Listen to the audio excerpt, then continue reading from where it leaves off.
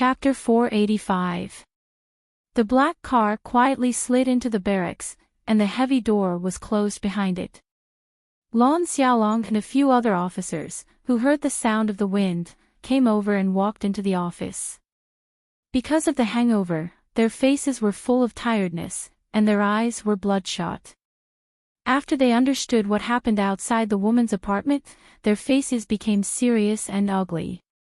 Not long after, Su Li's military phone beeped, and Li Xiaotong sent an email.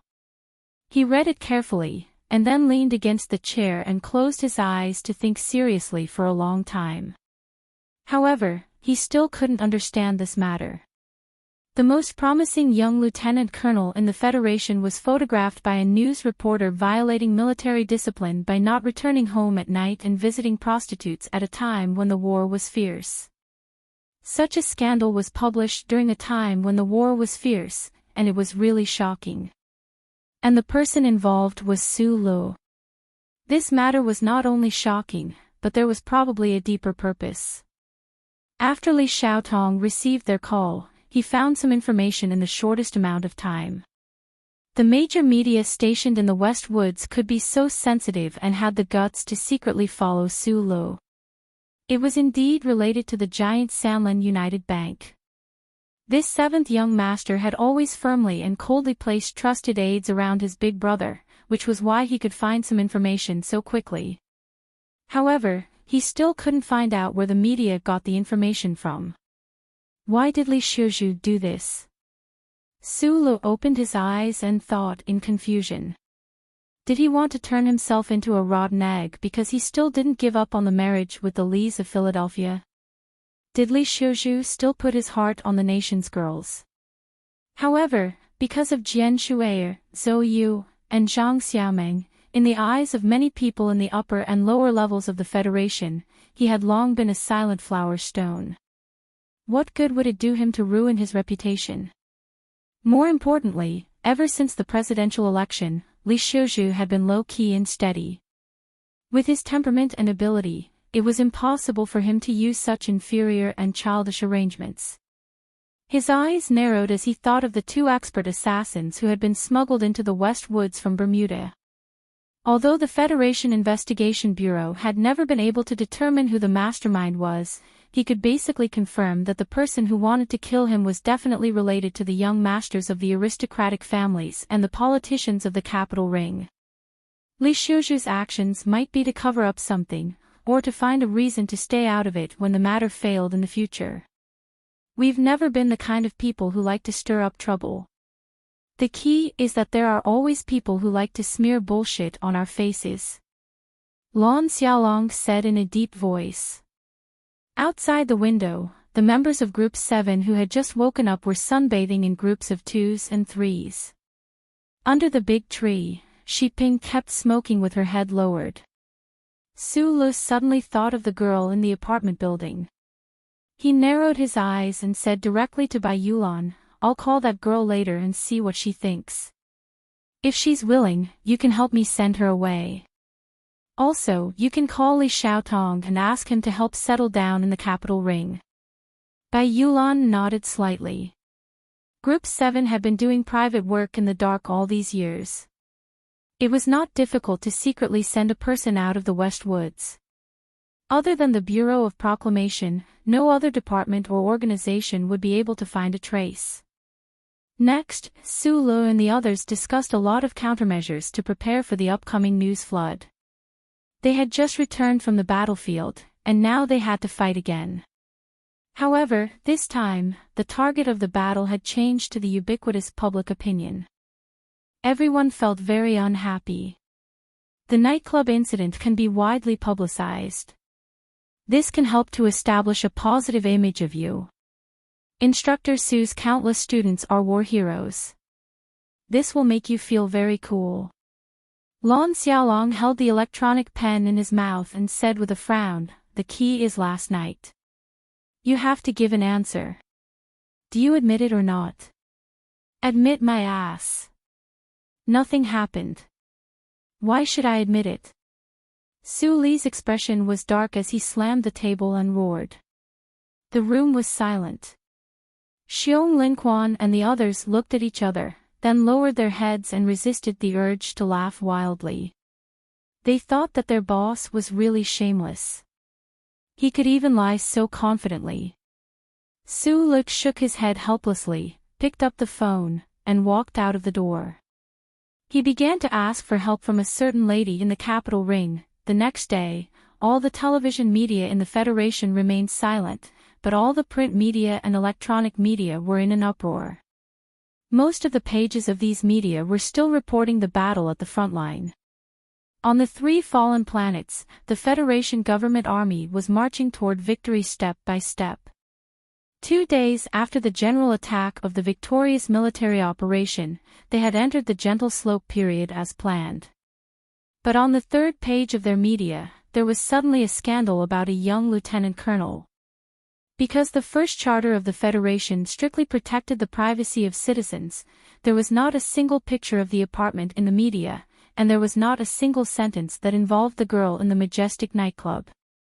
Although the title of the news was particularly sensational, the word strictly avoided the word prostitute and only described it with ambiguous words and vivid reasoning, hooking the reader's emotion step by step into some kind of trench.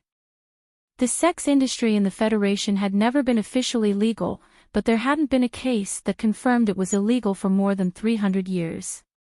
The strict military discipline of the Federation naturally prohibited the purchase of sex, but what were the sanatoriums and high-end clubs all over the streets of the Sunset State for?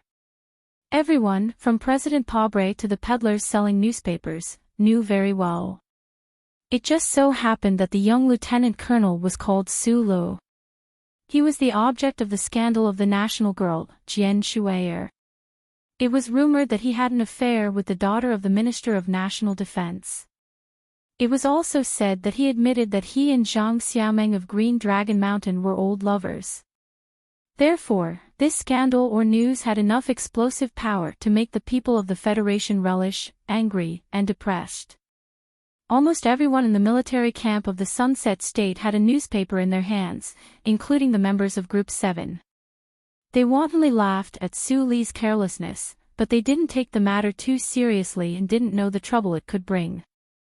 As soon as the news report came out, Su Lu received a top-secret email from the Ministry of National Defense. He opened the email and found that it was written by the bespectacled, scholarly minister himself. His heart thumped, and he insisted on reading the words that contained displeasure. He sighed silently in his heart and didn't reply immediately. A young man without a girlfriend now seemed to be responsible for the reputation of many girls. What was going on? Su Lu sat behind the table and thought for a long time in silence. He realized that he had brought all of this upon himself. Then, the officers of the Internal Affairs Department of the Ministry of National Defense entered the camp of Group 7. The news media had stirred up too much, and the people of the Federation were too concerned. The Internal Affairs Department was responsible for monitoring the behavior of high-ranking officers. In order to quell the controversy, they had to come and deal with this matter. Lieutenant Colonel Su Lu, we have been ordered to come and investigate. May I ask where you were the night before yesterday? Su Lu sat behind the table and glanced at them. He didn't say anything. This action caused the expressions of the officers of the Internal Affairs Department to change slightly. Just as the atmosphere in the room became a little strange, a middle-aged man in a black suit with a smile on his face walked in from outside the door. He walked directly to Su Li's table and looked back at the officers of the Internal Affairs Department. My client will not answer any of your questions. If you have anything to say, you can talk to me directly. Client. The officers of the Internal Affairs Department were stunned. They took the business card from the middle-aged man in black. After seeing the 2 words he on the pure plant long fiber business card, everyone's expression turned solemn at the same time. No matter how they thought about it, they could not understand why a routine investigation would actually attract the attention of Ceylon's most famous and most difficult lawyer to provoke. We just want Lieutenant Colonel Su Lu to cooperate with the Internal Affairs Department's investigation. We don't need a lawyer, right? the officer of the Internal Affairs Department said awkwardly. Lieutenant Colonel Su Lo will not accept any boring investigation, he said expressionlessly. Do you have an arrest warrant? No, but we have a notice of cooperation. That has no legal effect. He waved his hand and said in an unquestionable tone, my client will only go with you when you get the arrest warrant. Then, he will speak with me. Other than that, don't disturb my client again. The officers of the Internal Affairs Department had very interesting expressions. It was clearly an internal investigation in the army. How did it become the content of a legal drama? Lawyer I want to remind you that Lieutenant Colonel Su Lo is an active military officer. We have the right to ask him to cooperate with the investigation. And this is an internal military matter. He interrupted him expressionlessly. Are you trying to say that I'm a civil law lawyer and can't participate in military court matters? How did you learn this in school? That's not what I mean. The officer suppressed his anger and said, Lieutenant Colonel Su Lo is suspected of prostitution and has seriously violated the military discipline of the Federation. This is the truth, right? He suddenly said with a gloomy face, the first charter states that citizens of the Federation have 5 basic rights. Prostitution is the same as looking at pornographic pictures at home. It is a natural right. Who dares to say that this is a crime? Before the excited officers of the Internal Affairs Department could speak, the youngest son of the Supreme Court Justice of the Federation, the closest legal partner of the Zhong family in the West Woods, raised his eyebrows and said without holding back, young people, you have to remember that no law can override the first charter. If the law passed by the Parliament and the military discipline regulations of the Department of Defense think that my client is suspected of a crime, then I think, what you have to do is not to investigate my client, but to immediately change all these bullshit laws. Hearing these 2 sentences, the members of Team 7, who had been watching and cheering outside the room, all clapped their hands hard. Their palms were red from the clapping, and the sharp whistles pierced through the entire military camp. Looking at the officers of the Internal Affairs Department who left resentfully, Su Lo stood up, shook the lawyer's hand hard, and said seriously, thank you. You don't have to thank me. I'm just protecting the bottom-line rights of the Federation citizens. He looked at Su Lo and suddenly said with a smile, but I have to remind you, in the future, you have to be careful when you go out to play. My old father is a fanatic admirer of Miss Jian Shuier.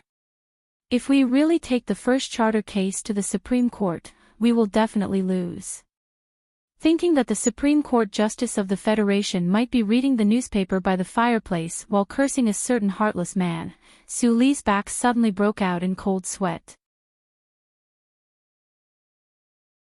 Chapter 486. A ghost born from the Federation's upper-class society due to hatred, fear, and uneasiness, was hovering above Su Li's head, blowing a cold breath at the back of his neck from time to time. In the military camp at the West Woods front line, Su Lo could clearly feel a certain cold wind from the capital ring. It was inevitable that he would feel a little gloomy and angry. He had shed blood on the battlefield with his head held high, but his back was full of hostile gazes and thoughts. This kind of treatment could not be treated indifferently unless he had been fishing by the lake for more than 10 years. Insulting his spirit and destroying his body. The former was just a test, and even the handsome Li Shouju had secretly expressed his attitude. He did not participate, but the latter was the key problem. After sending Lawyer He away, Su Lo sat behind the table and began to count with his fingers.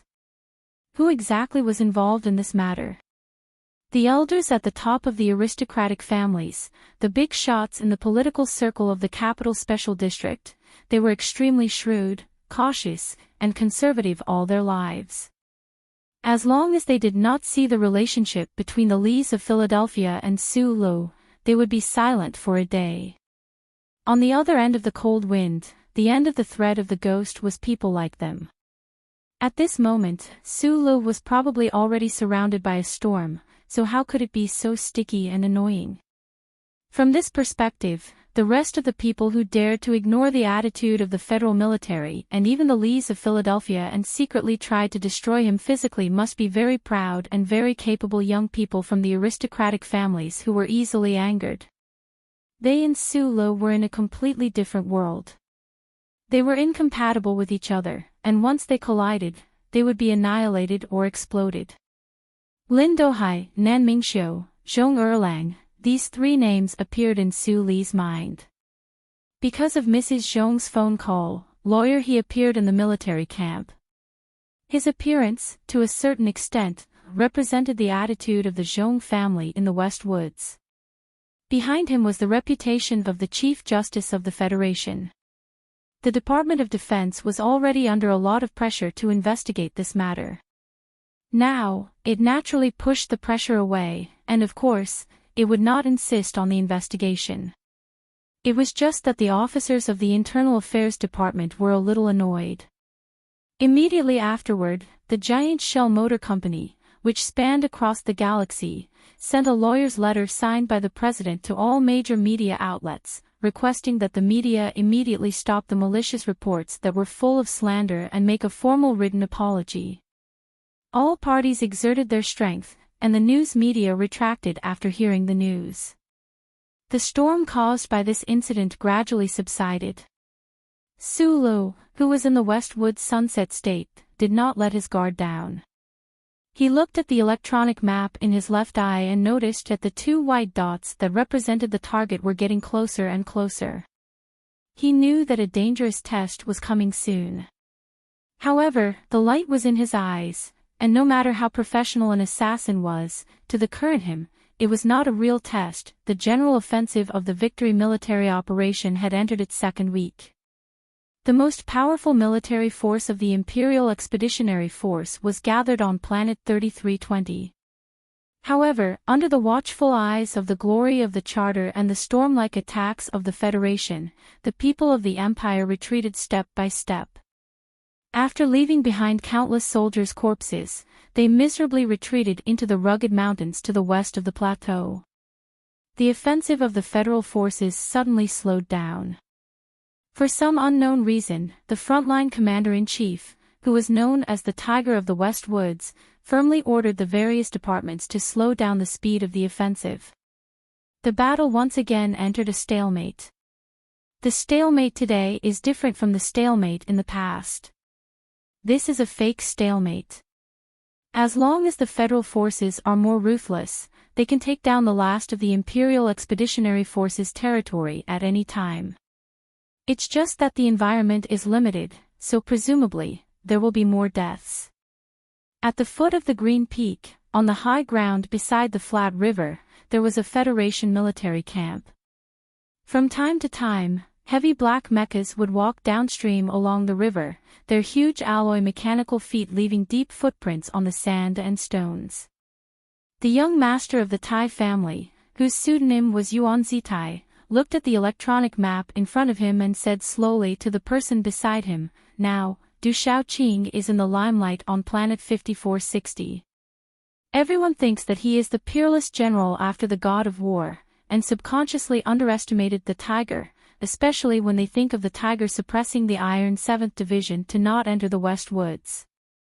However, no one has ever carefully calculated the ratio of their losses. Du Shaoqing is as cold as snow, but his commanding style is as fierce as the wind, as tough as iron, and as sharp as the sharpness of his attacks. There is no other person in this world who can command a division, an army, or even a military region. But his problem is that this kind of commanding style will bring extremely heavy losses. Now, when he commands a division, the 3 military regions, or even the entire federal military, can continuously fill in people and supplies.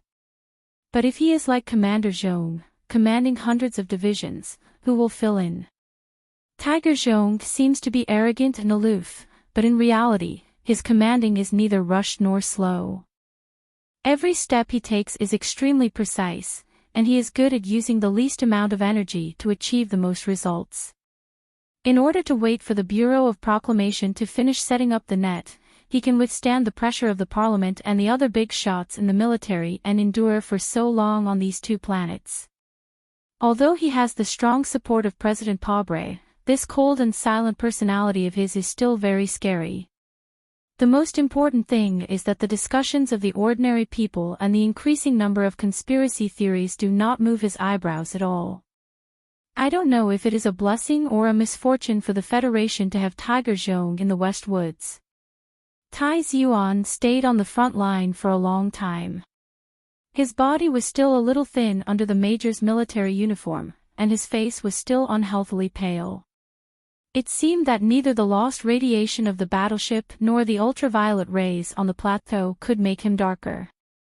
But the Federation now needs continuous victories like the Iron 7th Division, not a tepid battle. Xue Nain's rough fingers gently stroked the cold handle of the gun at his waist and said subconsciously. As the senior security director of the Black Hawk Security Company, he had always been by Tai Ziyuan's side and was always ready to exchange his life for Tai Ziyuan's safety when there was danger. There were many people like him in this military camp. The entire security force of the Black Hawk Security Company became the official federal forces through some means and surrounded Tai Ziyuan to protect him.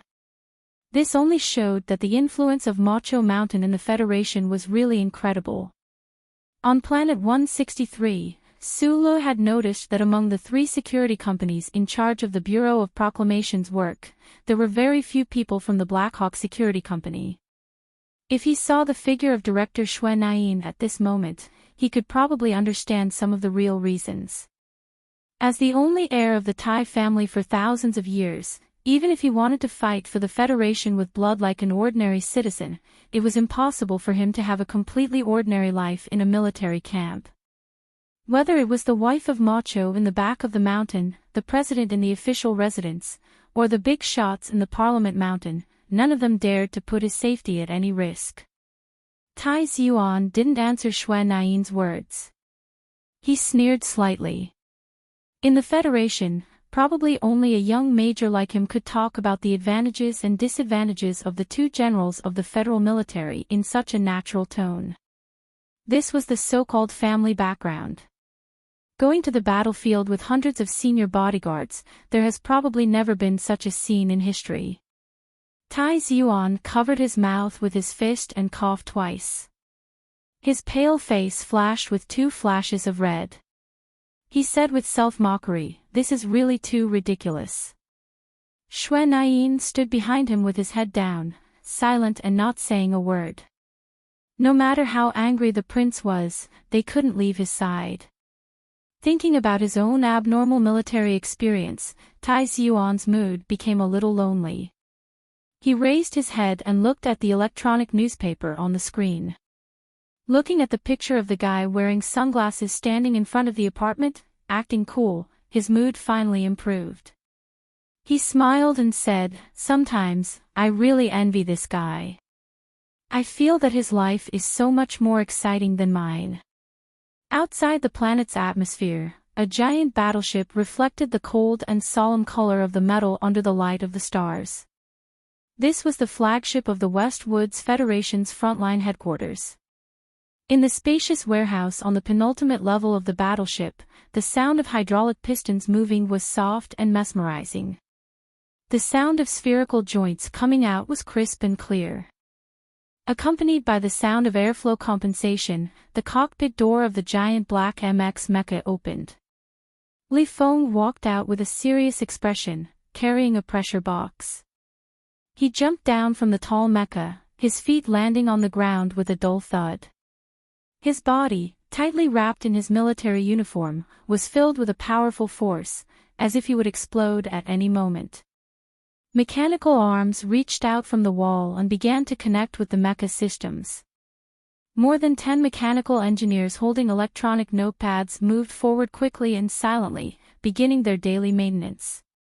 This MX mecha's 2 thick and cold mechanical legs were already painted full of gold stars. According to the usual practice in the Federation's military camp, the gold star that represented the number of kills would only be painted on the left mechanical leg, but Li Feng's mecha was an exception. This was because he had defeated too many Empire mecha on the battlefield. There were so many that one mechanical leg could not contain all the gold stars. Looking at the eye-catching countless gold stars, the mechanical engineers and the surrounding Federation soldiers subconsciously turned their heads to look at Li Feng, who was walking into the tunnel. They looked at the young lieutenant colonel's valiant back, and their eyes naturally showed respect and passion. On the highest level of the battleship, I forced the various troops to slow down their attack speed. This matter has already caused a lot of discussion, especially in S1. Beside the floor-to-ceiling porthole, there was an extremely luxurious leather chair behind a long table. If this chair fell into the eyes of the HTD Bureau employees, they would probably go crazy. However, the middle-aged man wearing the Lieutenant General's gold star epaulet on the chair didn't seem to feel anything. His palm casually slapped the armrest as he silently looked out the window. Only his somewhat lonely back was left to Li Feng as he walked into the room. What discussion? Li Feng stood behind the general and asked in a low voice. This young lieutenant colonel's temperament was violent and warlike, but as a descendant of a military family, he did not only know how to charge and fight blindly on the battlefield. Being at the front lines, he could very well understand the true intentions of the commander's orders.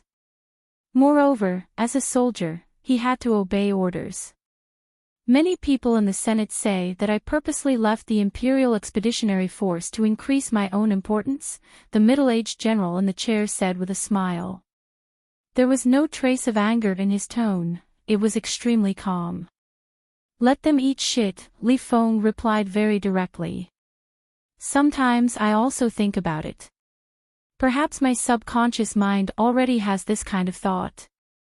The man in the leather chair slowly turned around. This commander of the Federation's 4th Military Region, the head of the Westwoods Zhong family, a legendary figure who had crossed a corner of the galaxy and fought against the Empire alone for more than a decade, at this moment, actually appeared somewhat tired and old. Uncle Zhong, this joke is not funny. The tiger of the West Woods had the surname Zhong, and his name was Shouhu. His slightly thin body was tall and straight, as if every bone contained a sense of pride and unruliness. When he suddenly heard the words of the younger generation, his silver eyebrows raised. The tiredness and self-mockery instantly disappeared, only leaving behind a strong spiciness. It was so spicy that it made people's heart palpitate. It was like a cup of tiger bone wine, extremely frightening. Chapter 487. Li Feng put his hands behind his back. His military posture was perfect. His thick eyebrows were straight on his young face. He looked at the general in the leather chair and thought of the recent events and the rumors from the capital ring. His expression naturally became a little gloomy. Whether it was the people of the Federation or the Empire, every time they thought of the Westwood's skinny tiger, they would always think of arrogant, cold-blooded, and terrifying. But very few people would think that behind the glory represented by the dark-colored military uniform, the #1 military and political figure in the Westwoods bore an unbearable pressure that ordinary people could not bear. Even the bones of the tiger seemed to creak under the pressure. Li Feng could feel it. He grew up in the front line of the West Woods. The courtyard in Wire Road was like his second home. He knew very well how the politicians and civilians of the capital ring felt about the West Woods region. Historically speaking, the 3 prosperous planets in the Upper Woods region had never really treated the West Woods region as an equal partner. The Federation government had always been secretly vigilant against the existence of the Zhong family.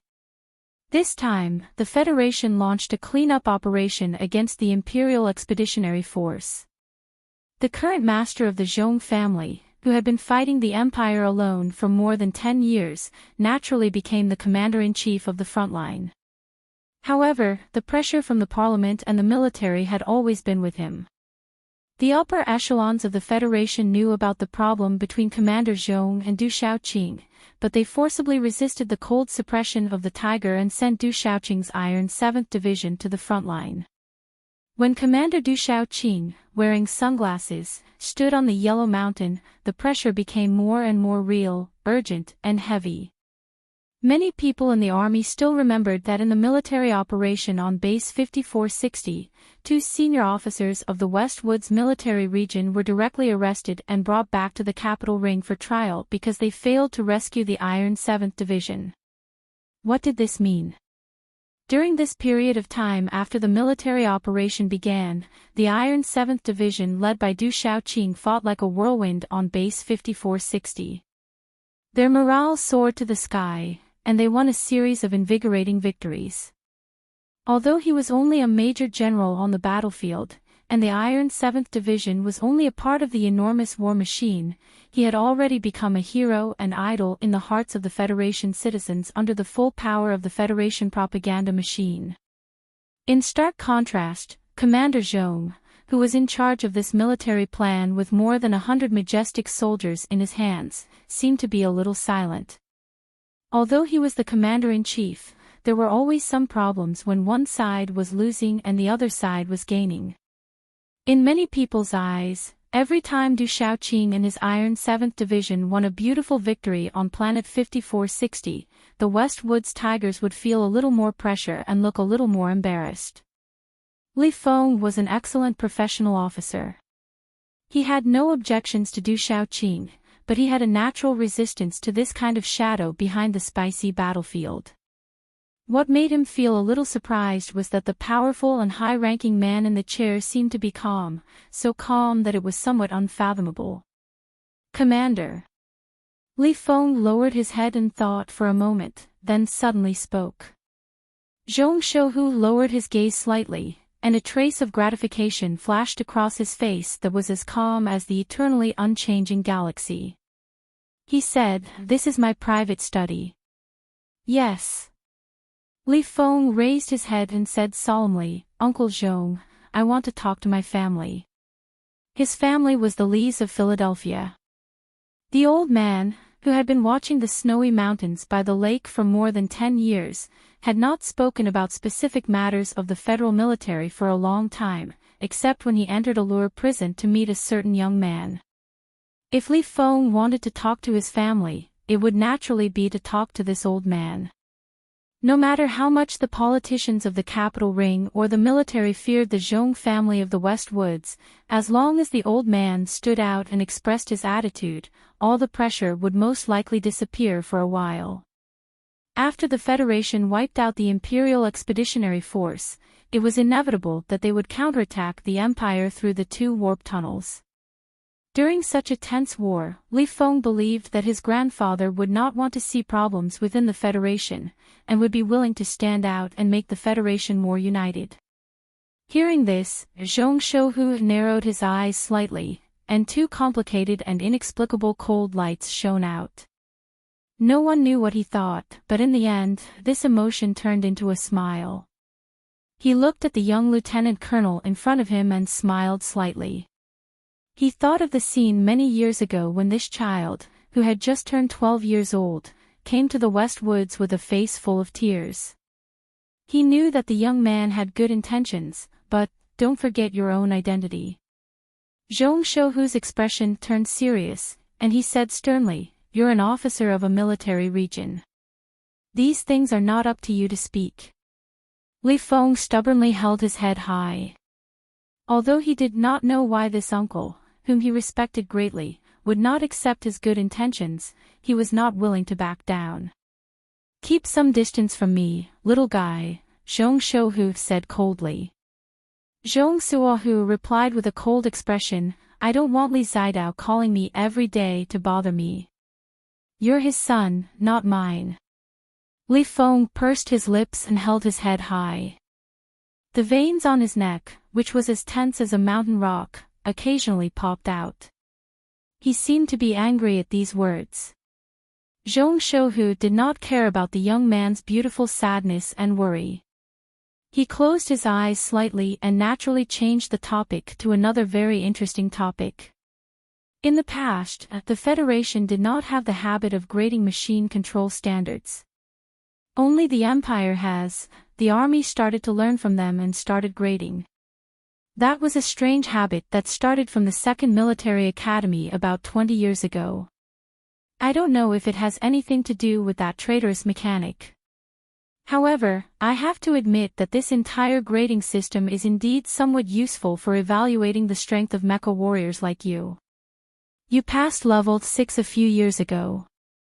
It is said that the Empire's princess was even younger than you when she passed level 6. Zhong Shouhu looked at him with a strange smile and said, "At the latest next year, the Federation forces will appear at the Khaki Corridor. The war will start in the Empire's homeland. You will definitely have the chance to meet this princess. Do you have any expectations?" For the Imperial Expeditionary Force and the special pilots who had infiltrated the Bermuda Mineral Star, the powerful and violent young Lieutenant Colonel Madman Li was their eternal shadow.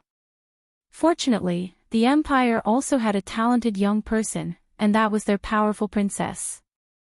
The Empire's royal family naturally would not let the young girl go into battle to kill the enemy, but their propaganda machine kept promoting the strength of this princess. Many soldiers and civilians of the Federation still remembered that when the Empire's negotiation team came a few years ago, the Empire's officials would tremble with excitement every time the princess was mentioned. It was as if they had been injected with stimulants, and they clamored for a war with the Federation. The Federation had Li Feng, and the Empire had the princess. Once these two talented young people met on the battlefield, no one knew what kind of dazzling brilliance would erupt. Even with Zhong Shouhu's status and shrewdness, he could not help but be curious. However, after thinking about it seriously for a long time, Li Feng shook his head. The genius princess's royal title is Su Meng. No one knows what her alias is in the Empire's military department, which unit she is in, what position she holds, but I think her surname should be Huai. Zhong Shouhu said indifferently, "According to the news from Bermuda, this princess is not the product of another empire's god-making campaign. She is like you, young, but very strong. She is even stronger than we thought. The entire universe sees her as your lifelong enemy. It is not an insult to you. But she is still a woman." Li Feng replied firmly, "Women will be women. Their name is the weak." Zhong Shouhu was slightly taken aback. He picked up a cup of coffee and took a sip. He sighed and said self-deprecatingly, "When you get married, you will know how terrifying women are." Li Feng could not understand the middle-aged man's meaning behind these words. After a pause, he said seriously, "Perhaps this Princess Su Meng is very strong, even stronger than me. But a battlefield is a battlefield. I do not expect to have a fair fight with her. If it really becomes a mecha battle, the Empire only has her. The Federation has me, and Su Lu. She will lose. I didn't expect you to have such a high opinion of Su Lu. Although I hate this guy, I have to admit that he is very talented in mecha. I am very curious about his relationship with your family." "Sorry, Uncle Zhong." Zhong Shouhu smiled and did not ask any more questions. Li Feng frowned and asked curiously, "Uncle Zhong, I want to know what level you are. What is the level of Colonel Tian that I have never seen before? Grandfather and father mentioned you two in the Feiqing family. They said that you two are stronger than me, but I did not believe it." In the end, Madman Li was still Madman Li. Even in the face of the celestial forest tiger, who was close and powerful to him, he did not hesitate to declare his undisguised ambition for certain territories. "I don't need to mention it. As for Mr. Tian, his level is definitely not as high as yours. But if you are really thrown on a planet for more than 100 days, I think the one who will survive in the end will be him and not you." "Why?" Li Feng asked, puzzled. "Because he is much more shameless than you. And in order to survive, this kind of shamelessness is often required. Zhong Shouhu said emotionally, "That fatty you are curious about is the most shameless and lowly person I have ever seen in my life. He is full of petty tricks, but he is definitely not a genius with great wisdom." Li Feng was silent. He thought to himself, for Zhong Shouhu of the West Woods to have such an evaluation, what kind of existence must that Colonel Tian be? "This time, I transferred you back from the surface to let you return to the main planet to rest for a while." Zhong Shouhu looked at the young lieutenant colonel in front of him with a gentle gaze. "The Federation can't endlessly exploit a kid like you. Minors need to be protected. It's just that other than Chief Judge Ying, no one dares to question your grandfather's decision. I can hold on. I don't need to rest. I am going back to Sun Province soon. What are you still doing on this stupid planet?"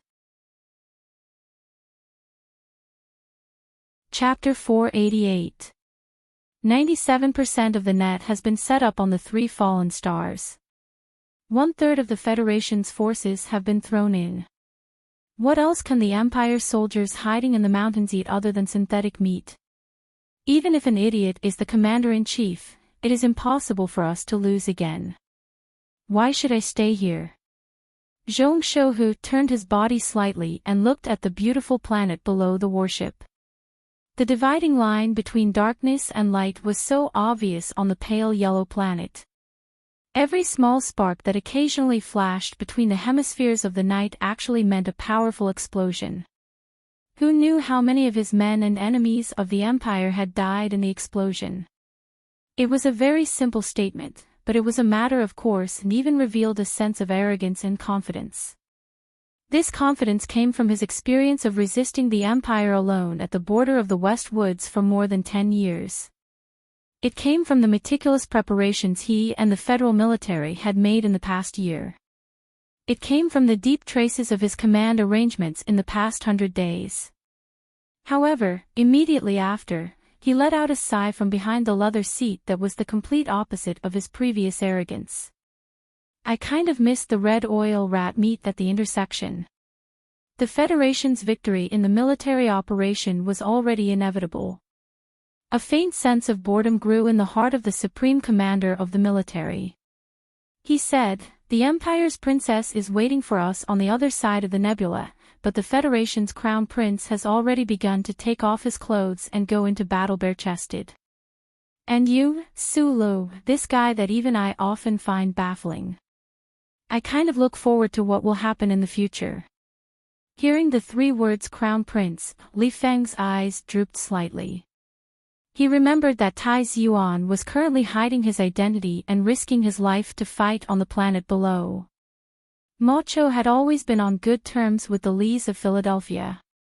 He had also met Tai Yuan a few times and somewhat admired this person who had a different temperament from the average noble family.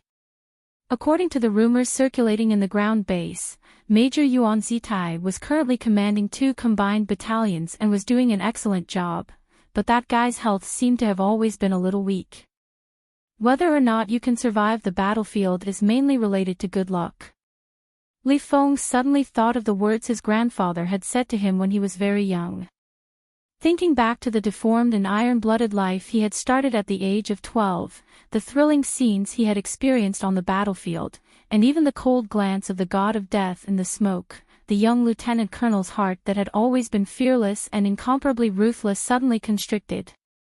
Glacial mines, dense forests in the wilderness, so many stray bullets, so dense gravel, and endless wildfires. They didn't know and didn't care whether you were a princess or a crown prince, whether you were a simple and honest recruit like a farmer or a veteran ruffian like a viper. No matter how talented a person was, or how promising his future was, he could still die a horrible death on the battlefield. No gold can be found in the waves. Only the natural elimination of life and death on the battlefield can truly welcome the final victor. Following the rotation of Planet 163, the Federation's battleships slowly entered the dark sky. Most of the light from the star was blocked by the planet. The surrounding space transitioned from dark blue to heavy black. Shadows seeped in from outside the floor-to-ceiling porthole and completely covered Zhong Shouhu's body on the chair. It also covered his words with a layer of cold and strange flavor. The upper echelons of the Federation have always been paying attention to Big Secretary Shinmacho in the back of the mountain. There are several outstanding successors of the 7 great families, but they don't understand that without experiencing a real battlefield, these young people will always have fatal flaws. I admire Lin Banshan, but this broken family's nature is too free. He only likes to live his unrestrained life in Bermuda. Fortunately, there are other young people. In the rotten soil of the Federation, which is full of darkness and blood, it can actually grow clean fruits like Sulu, Yu, and Tai's Yuan. This is truly a miraculous thing. Perhaps the history of mankind and the development of the Federation will ultimately be as boring and dark as the past tens of thousands of years, but we always have to believe that the future may be clean. This way, the citizens who don't know the truth can walk more firmly. This sentence was said by George Carlin. I quite agree. I hope that the future of the universe is a group of clean young people like you, but sadly, I can always see that in the future, you will be infected with that disgusting old aura like me. This kind of aura is often associated with some very pleasant words, such as responsibility. Then you have to consider the overall situation. To consider the overall situation, you have to sacrifice the interests of a few people. Once this kind of active choice of sacrifice begins, you are no longer clean. The automatic lights in the room of the warship slowly lit up. Zhong Shouhu's white eyebrows, which were as if he was lying still, showed a hint of self-mockery as he said, "Little guy, I only want to remind you of one last thing. A future that is obtained by sacrificing others can only be a boring repetition with no future." Li Feng was silent for a moment. He gave a serious military salute and replied seriously, "Commander, although I can't completely understand, I know what I should do if I encounter such a situation in the future. This world is yours, and it is also ours. But in the end, it belongs to those bastards." In the military camp of the Sunset Province, Lon Xiaolong held a tree with one hand and hooked the military belt at his waist with the other. He sneered at the apology notice on the front page of the electronic newspaper about a false news report. He recited this sentence aloud in a recitative tone to express his deepest disdain for the boring politicians and meddlesome reporters of the capital ring. The members of Group 7 were training under the leadership of Xiong Linquan. The Bureau of Proclamation's netlaying mission had basically been completed. The Department of Defense had not issued any new instructions to this small unit that was resting, so they could not carry out targeted training. They could only diligently carry out the arduous battlefield simulation exercise to ensure that a few more of them could survive on the battlefield in the future. In the shadows next to the training ground, the Venus Documentary Film Studio's camera crew was still faithfully carrying out their work. They shot a huge amount of material, then edited and condensed it into a short 10 minutes and sent it to thousands of households' TV screens. Lu Jiao, who had forcefully left the hospital and returned to the team, was currently resting on a hammock beside a tree with his eyes closed. He had been shot in the abdomen, so he was the key target of Group 7. Ho Xiandong sat on the medical box and followed closely behind. After hearing Lon Xiaolong's recitation, Lu Jiao opened his eyes and laughed out loud in pain. The bowl-like treatment device on his abdomen bobbed up and down, as if it could shoot out at any time. Bai Yulan looked at him worriedly, worried that he would laugh until his intestines fell out or break. Su Lu sat on a military bench. He seemed to be carefully reading an internal document from Nutshell Company, but in reality, he was using the central computer to sort out the movements of the 2 white dots in his mind. At the same time, he was paying attention to the movements of the Federation's military operations. Stop reciting Schiller's lines. We can take it, but Lu Jiao can't. He raised his head and waved his hand at Lon Xiaolong, who looked like a stage actor.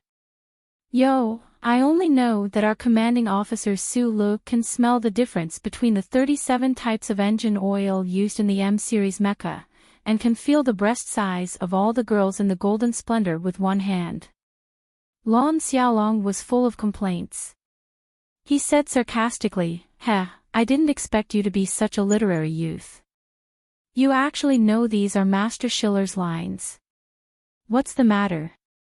Are you trying to show off in front of a master's student like me?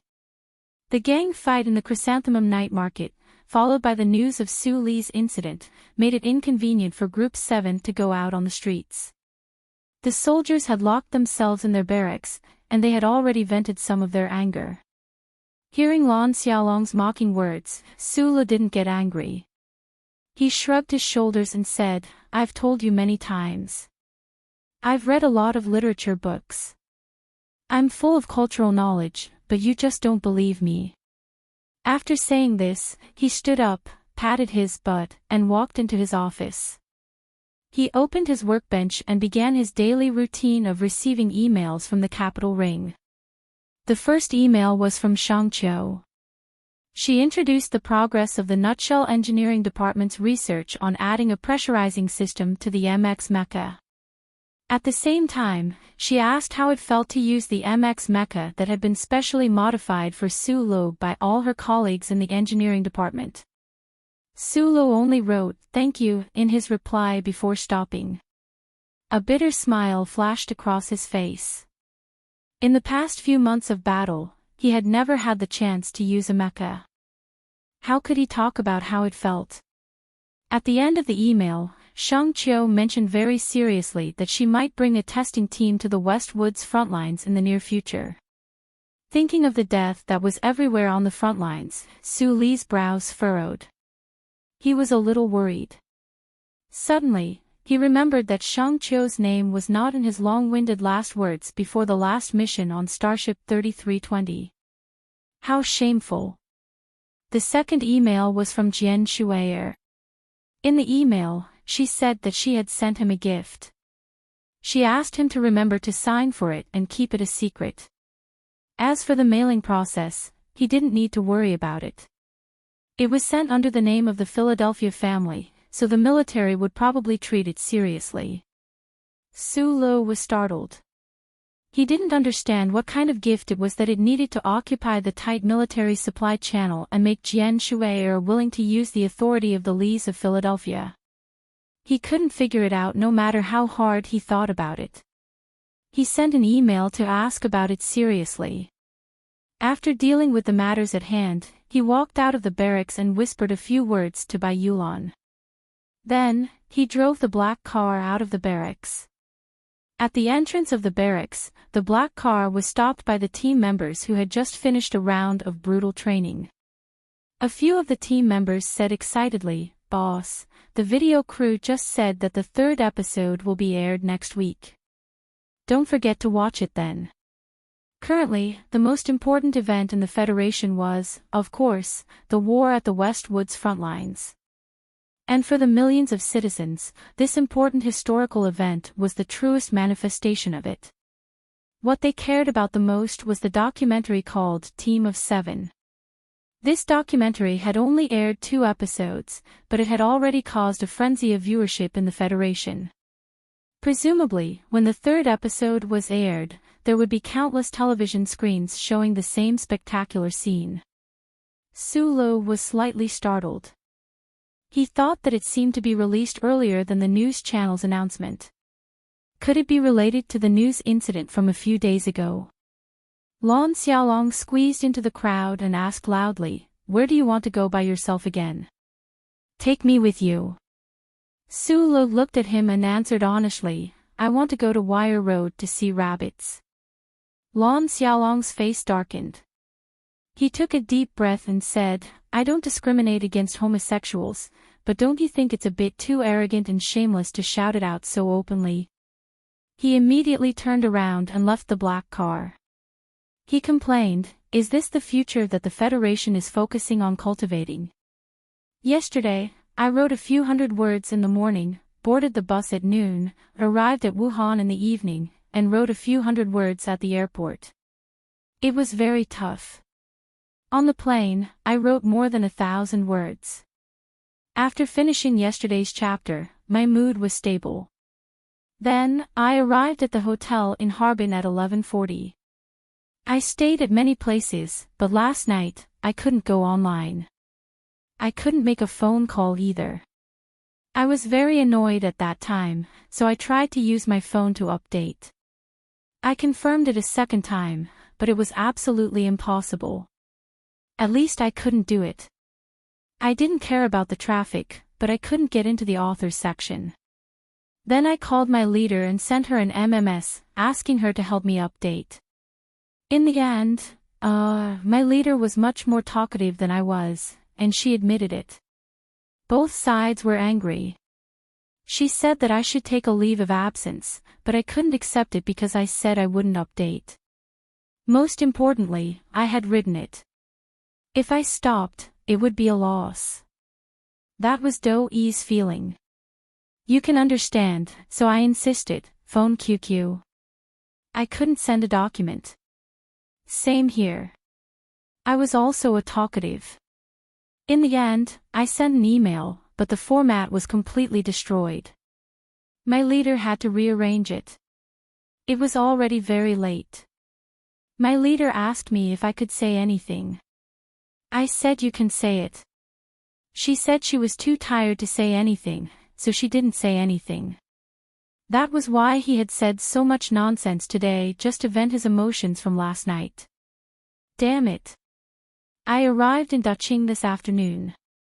I pressed my palms together, there were also a few sentences. I wore a short-sleeved shirt when I boarded the plane. Before I alighted, the stewardess sweetly said it was -13 degrees Celsius. Uncle Harbin, who had stayed in Sanya for 4 months, was so angry that he was about to explode. I didn't explode. I brought enough warm clothes. But I still caught a cold. He sighed with emotion for the nth time. Our great motherland is so fucking big. He sighed with emotion for the nth time. I am a useless pig who is not sentimental but is extremely sensitive. I am a clumsy and ugly looking but is extremely delicate. I wish everyone a happy life, as long as you have a better life than me. Hee, in the end, I finally smiled. Chapter 489. The first glass of wine, the sun shines brightly, the ivy outside the window crawls into my eyes. The second glass of wine, the spring breeze gently ripples, the leaves gently caresses me. The third glass of wine, the birds lightly pecks at my heart. The fourth glass of wine, the shadow on the windowsill, makes me forget who I am. The fifth glass of wine, the youth is about to fly, through the layers of green forest. The sixth glass of wine, the stone path bends, a girl at the end.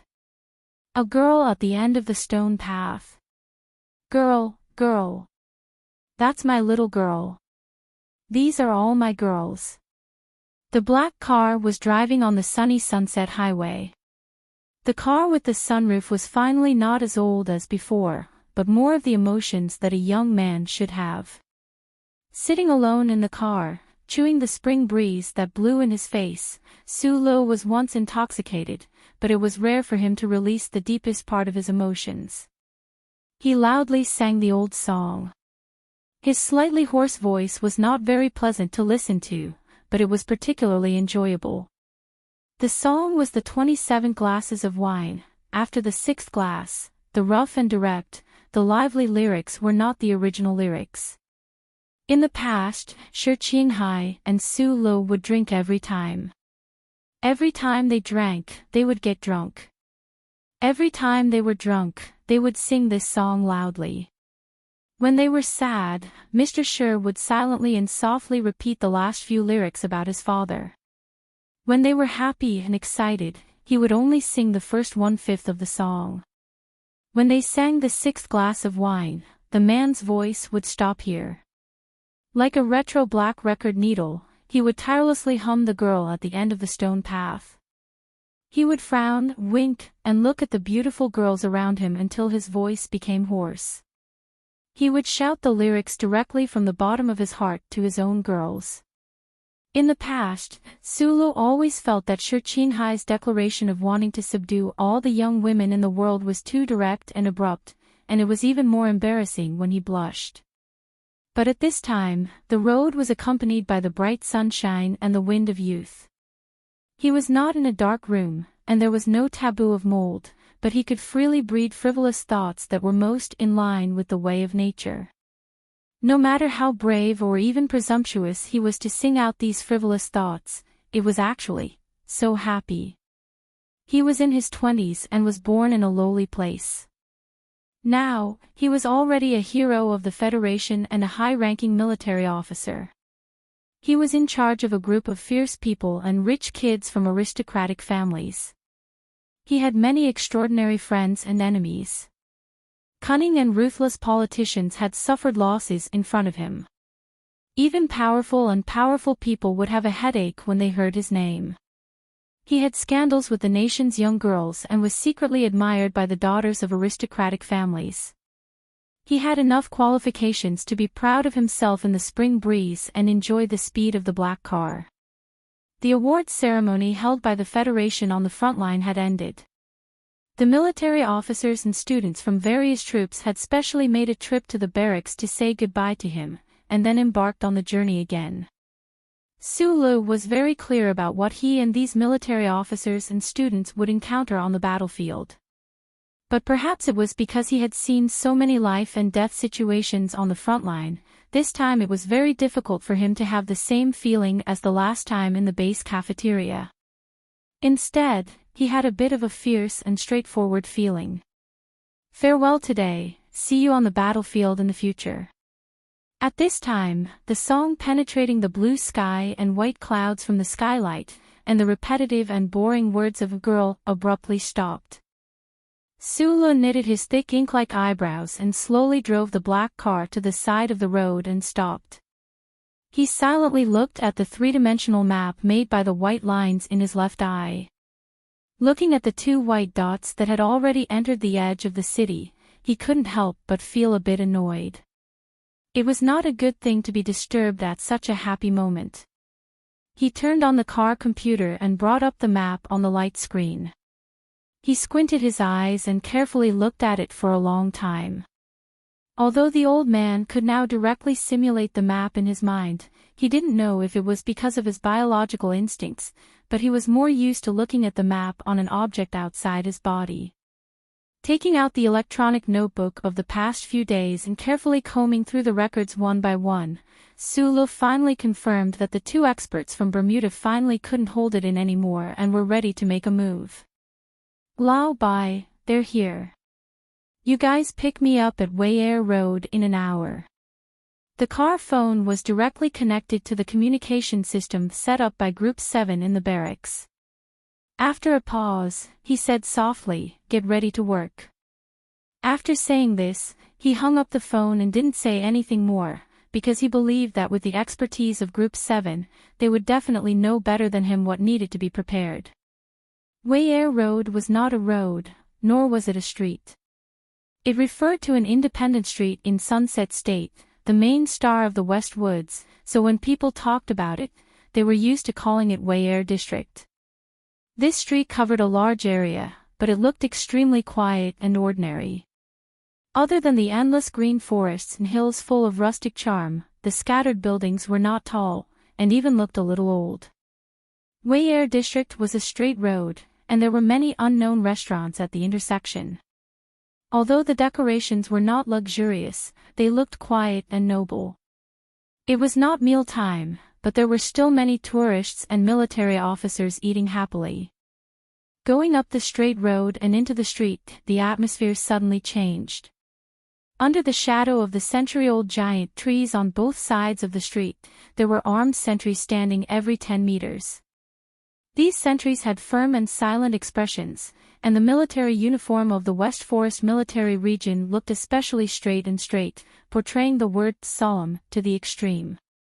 Su Li's gaze looked through the car window, and he could even faintly see the silhouettes of some heavy firepower equipment. On the lower edge of the floor of an old building, there was a pipe labeled PLC, which made him keenly feel that there might be equipment installed in that building specifically used to monitor the thermal fluctuations of Mecca. Wei Air District was not a place that just anyone could enter. Even though Su Lu was a lieutenant colonel of the Federation, had a special pass issued by the Department of National Defense, and also secretly had first-class authority in the Bureau of Proclamation, if not for the Lady Sister's call, the black car still would not have been able to enter. This was because this was the old house of the Zhong family in the West Woods. The black car stopped in front of the old house with the number 36. Su Lu walked down and smiled at the Zhong family service staff who greeted him. He took off his sunglasses and looked at the statue in the small square in front of the old house. His mood became strange. Why was the old house of the Zhong family not number 1 but number 36? There might be a very old story behind this, but Su Lu did not want to waste his brain power to think about it. He just stared at the statue in a daze. Under the blazing sun, the retro bell in the middle of the small square shone with a golden luster. It was so familiar. Su Lu raised his eyebrows. There was an almost identical statue on the bell tower street where he grew up. Why was there another one in front of the old house of the Zhong family in the West Woods? He thought about the giant company owned by the Zhong family in the West Woods called the Ancient Clock Company. He thought about the battleship called the Ancient Clock. Could it be that the most powerful of the 7 great families, the Zhong family, had something to do with the deserted East Woods planet where he grew up? In the corner of the old house's backyard, there was an exceptionally clean greenhouse. There were countless beautiful plants growing in it. There was a space on the right side of the greenhouse, where there was a huge cage. The floor of the cage was covered with green grass. What was hard to imagine was that there were even wild vegetables and radishes that rabbits liked to eat. A fat white rabbit was lying in the middle of the empty cage. It was bored to death. The blood vessels in its slightly drooping long ears could be seen. It was not interested in the delicious food in front of it. It squinted its myopic eyes and stared at the butterflies flying among the plants outside the cage. It seemed to be a little depressed because it could not find the meaning of its life. Su Lu looked at all of this in silence. There was a strange feeling in his heart. The little master of this place had not come back for many years. He did not even know if he would have a chance to come back in the future. However, the old people in the old house of the Zhong family were still meticulously taking care of everything here. He did not want to be disturbed by this feeling. He pointed at the grass in the cage and asked curiously, "Aren't you worried that the rabbit will dig a hole and leave 3 meters of soil? Below that is the metal floor.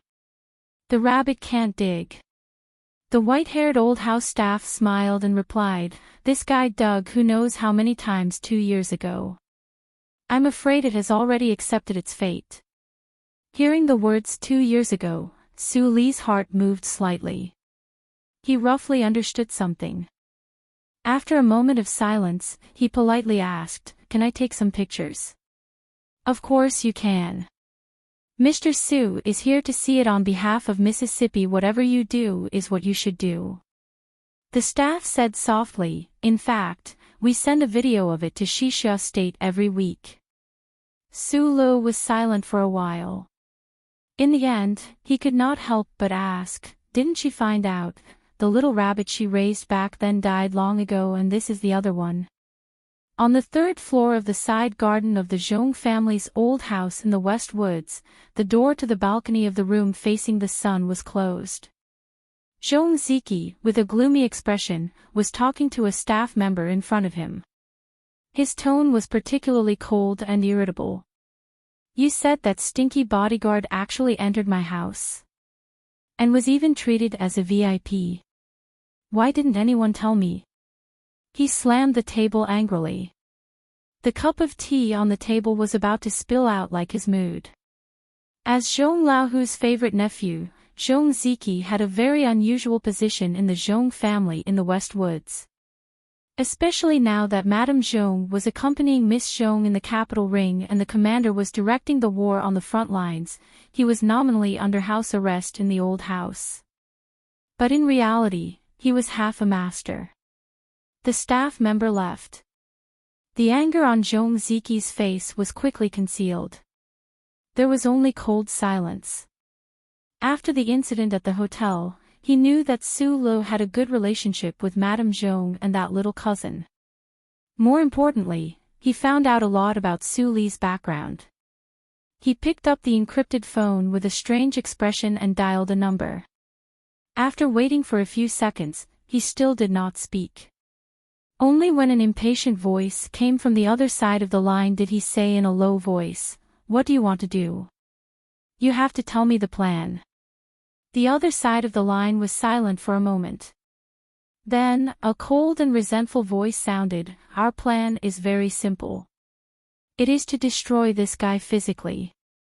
Zhong Ziki rubbed the space between his eyebrows and said, "You guys are crazier than I thought. Are you scared?" The voice on the other side of the line said mockingly, "Don't forget, although those old men and women are unwilling to speak, they actually want Su Lo to die more than we do. It's just that they are too embarrassed to make a move." Chapter 490. Murdering an active Federation lieutenant colonel might be a little tricky for the scions of the aristocratic families hidden in the shadows of power, especially the scions of the 7,000-year-old families. However, it was definitely not a real problem. Back on the Hushan Road, Su Li's knife flashed, and Park Ji-ho, who had a promising future, was suddenly turned into a ghost. He never had a chance to shine again.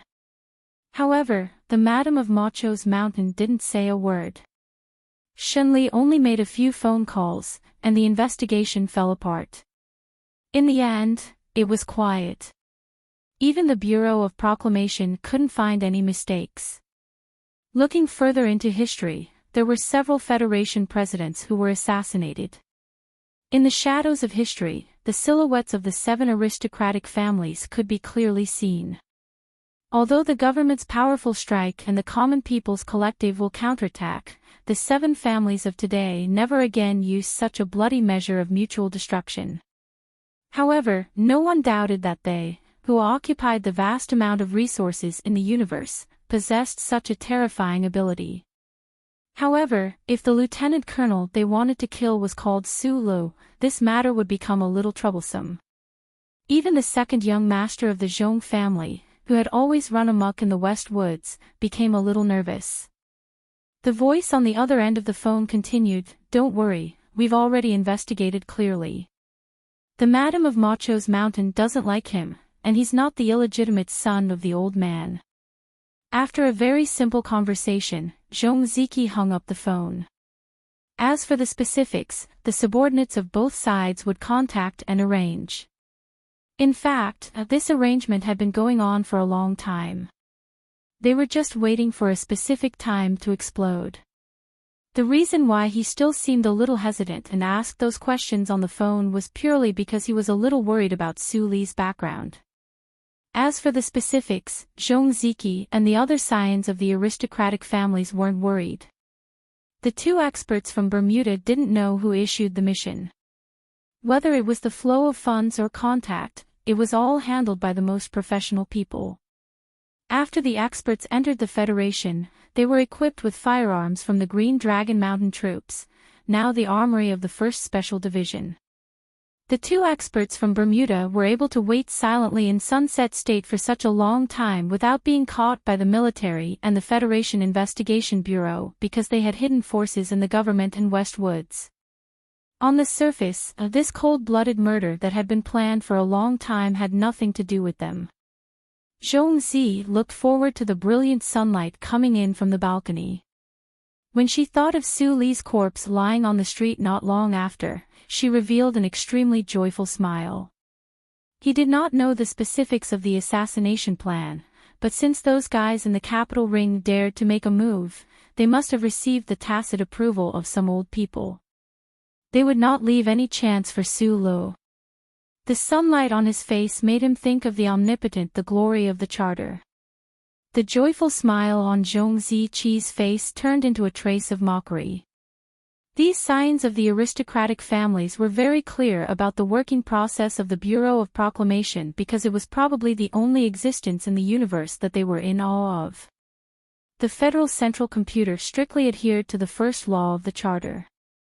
Except for first-order incidents like the invasion of the Empire, it was strictly prohibited from making any criminal prejudgment or warning. It could only play a role in the investigation after the incident. However, the people who carried out the investigation were people, and the staff of the Bureau of Proclamation were also people. As long as they were people, they had to live in the Federation. For the high and mighty big shots in the Federation, they were all targets that could be toyed with in the palm of their hands. You clearly knew that we were going to kill him, but you couldn't give a warning in advance. Don't you feel very depressed?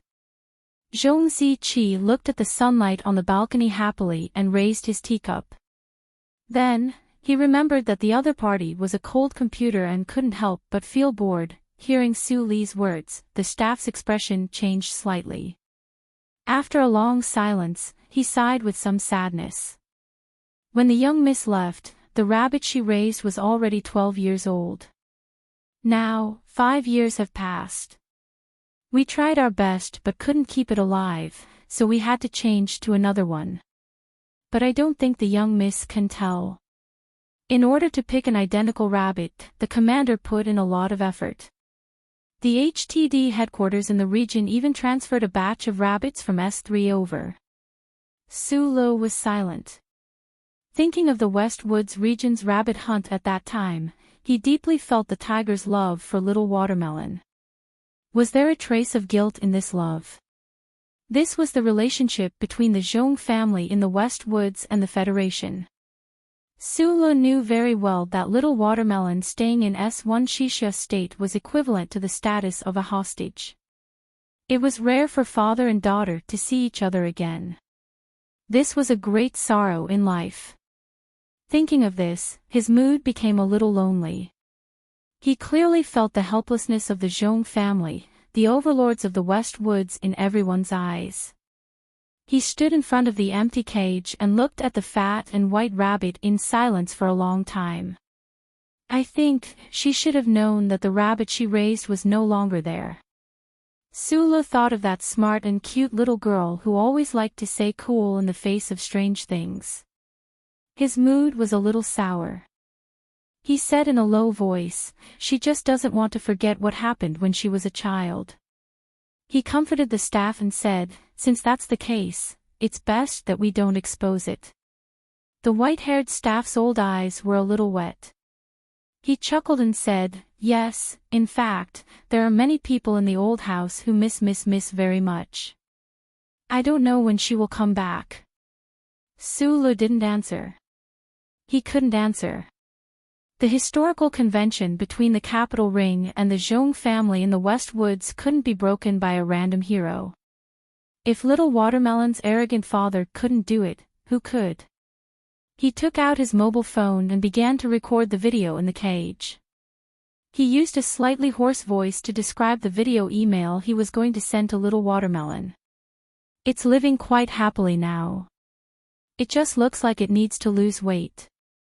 Although the cage is big, it's always too lonely without companions. Do you think, should we find some friends to play with? But I heard that Commander Zhong also looked for it before, but it was in a bad mood, so it was very fierce and bit the other children's rabbits. So it's okay to be fat, as long as it's in a good mood. What do you think? Little Watermelon." In the antique living room of the old house, Su Lu held the antique Guna porcelain cup and sniffed the fragrant tea in it. He tried to act as elegant as possible to convince himself that he didn't offend the antique atmosphere of the Zhong family's old house. Unfortunately, when the slightly hot tea seeped into his throat, and he was about to praise the wonderful works of the predecessors that he memorized when he was young, a warning appeared in his left eye again.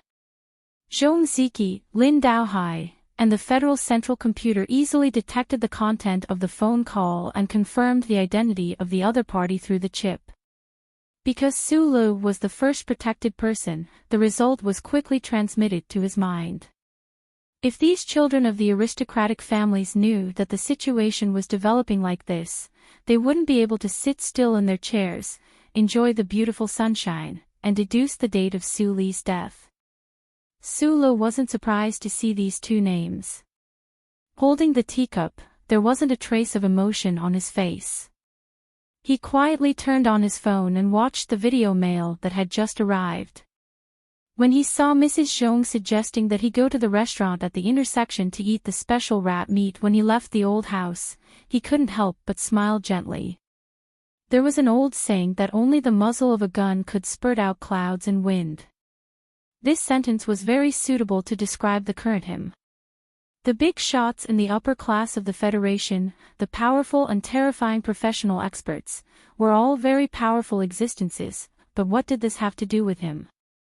Since those wonderful things happened to him, Sulu had pulled away from the level of the so-called conspiracy. He was more powerful than everyone, even the entire Federation, thought. Half an hour later, he thought that he had given the other party enough time to react and prepare, so he put down the teacup, politely thanked the staff, and left the old house of the Zhong family at number 36 Wire Road. The black car drove out of the block, and then stopped at the restaurant at the intersection under the shadow of the big green tree to meet up with the members of Group 7 who had come to pick him up. The car window rolled down, and Sulu looked at by Magnolia next to the car. He told her the address of a building and then said, "Be careful." By Magnolia nodded and returned to the dark green military vehicle. She glanced at Xiong Linquan and the others who were adjusting their guns and said softly, "Get to work." Da Vinci, who temporarily replaced Lu Jiao, didn't know what had happened, but he could feel that the atmosphere in the car was even colder and more oppressive than when he was at the front line. He subconsciously swallowed a mouthful of saliva and skillfully started the military vehicle. It made an arc at the intersection and drove into another street under the shadows. Sulu didn't start the car immediately. Instead, he lit a cigarette.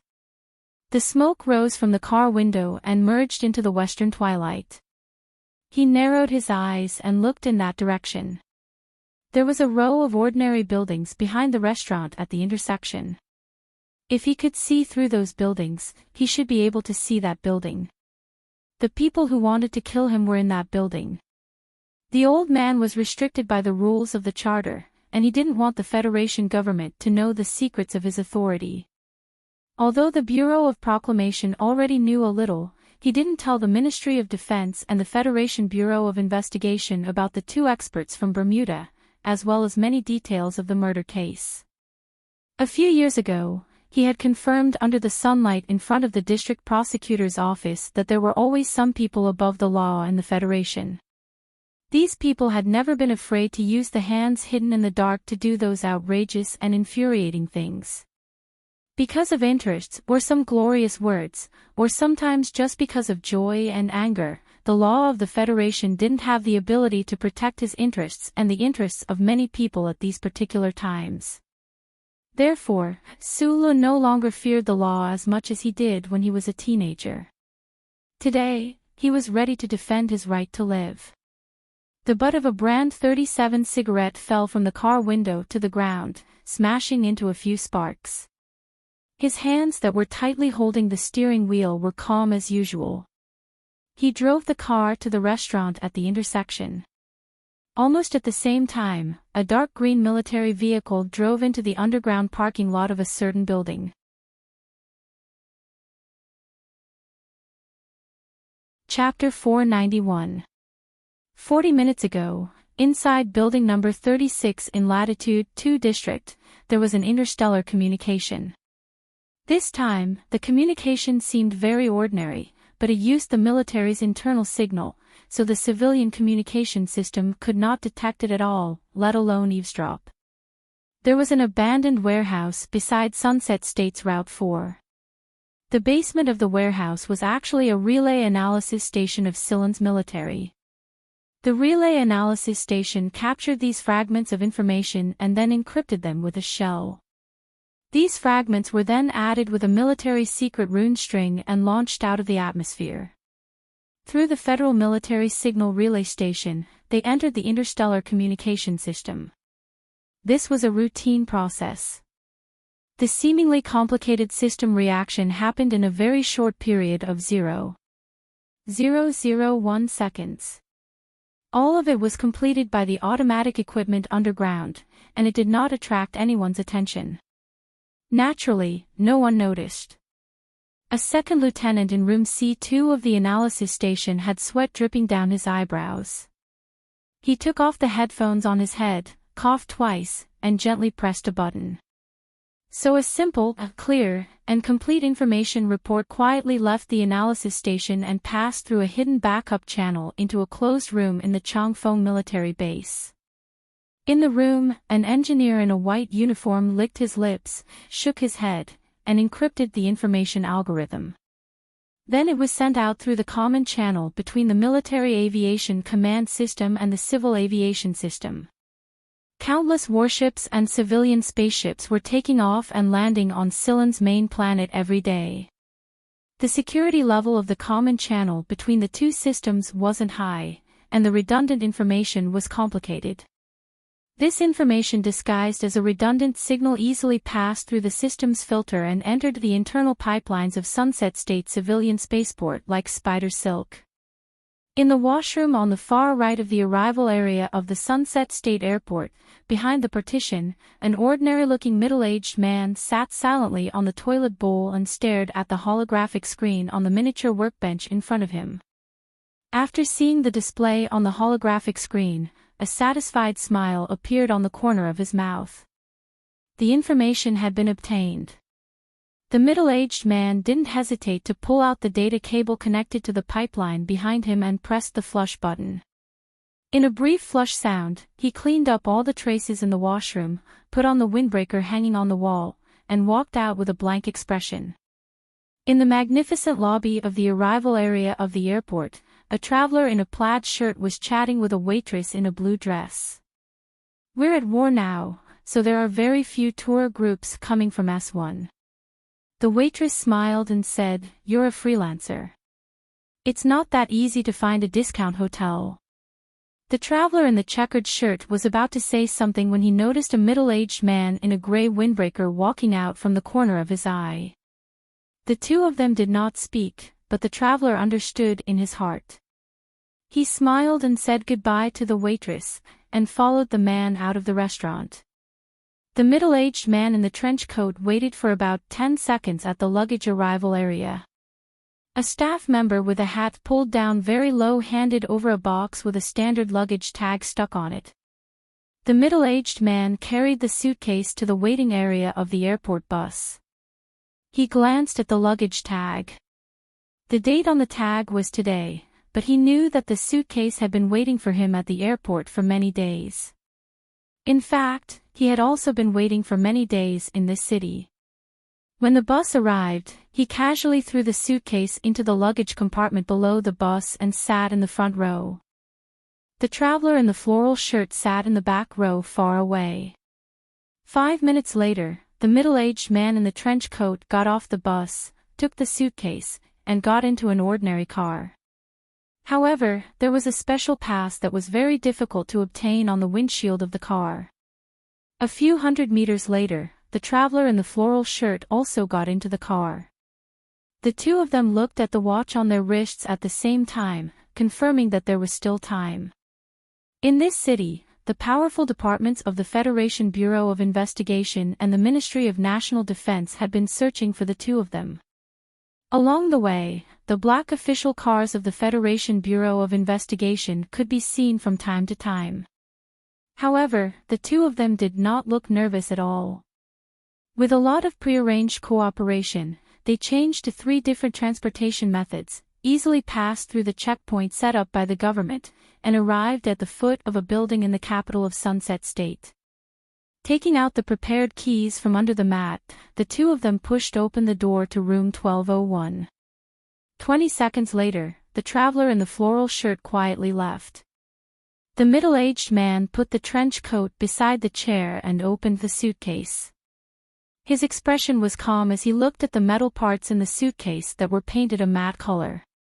A few seconds later, his two hands began to steadily assemble the parts. In just a minute, a powerful non-standard sniper rifle appeared in his hands. Pulling over the chair and taking out the electric taser, the middle-aged man very carefully and quickly rubbed out a gap for the barrel. However, he was not in a hurry to adjust the shooting point. Instead, he came to the window, pulled up the corner of the curtain, and looked out. He saw that the corner of the building below the building was an extremely lively intersection. Those restaurants with red oil signs were very clear. Those boiling pots of red soup under the green trees by the roadside were clearly visible. If it appeared in the optical scope, he would be able to clearly see the green spring onions. After a moment of silence, he narrowed his eyes and gave up on the window. As the best assassination expert in Bermuda, he did not avoid using conventional assassination methods. However, in the territory of the Federation, he was more cautious than he had been in every previous mission. He sprayed a layer of mist on the wall next to the window frame. This mist seemed to have a strong corrosive effect. In just a few seconds, the mixed wall melted a little. Using tools, it took a very short time to dig out a small hole that was connected to the air outside the building. The middle-aged man covered the small hole with the lid of the teacup on the table to prevent the people outside from noticing anything strange. When the corrosive mist effect wore off, he put the non-standard sniper rifle into the hole. Then, he pulled over a chair to stabilize the body of the rifle. At the same time, he placed a full-angle micro-rotation device on the shelf. The specially made electric sight was only about the thickness of a finger, and it was inserted into the hole at the same time. The data cable behind it and the electric fire data cable of the sniper rifle were pulled extremely long. They were carefully connected by the middle-aged man, and then they passed through the air conditioning duct in the room and passed through the air conditioning duct in the room. He carefully placed his windbreaker on the chair and covered the long sniper rifle completely.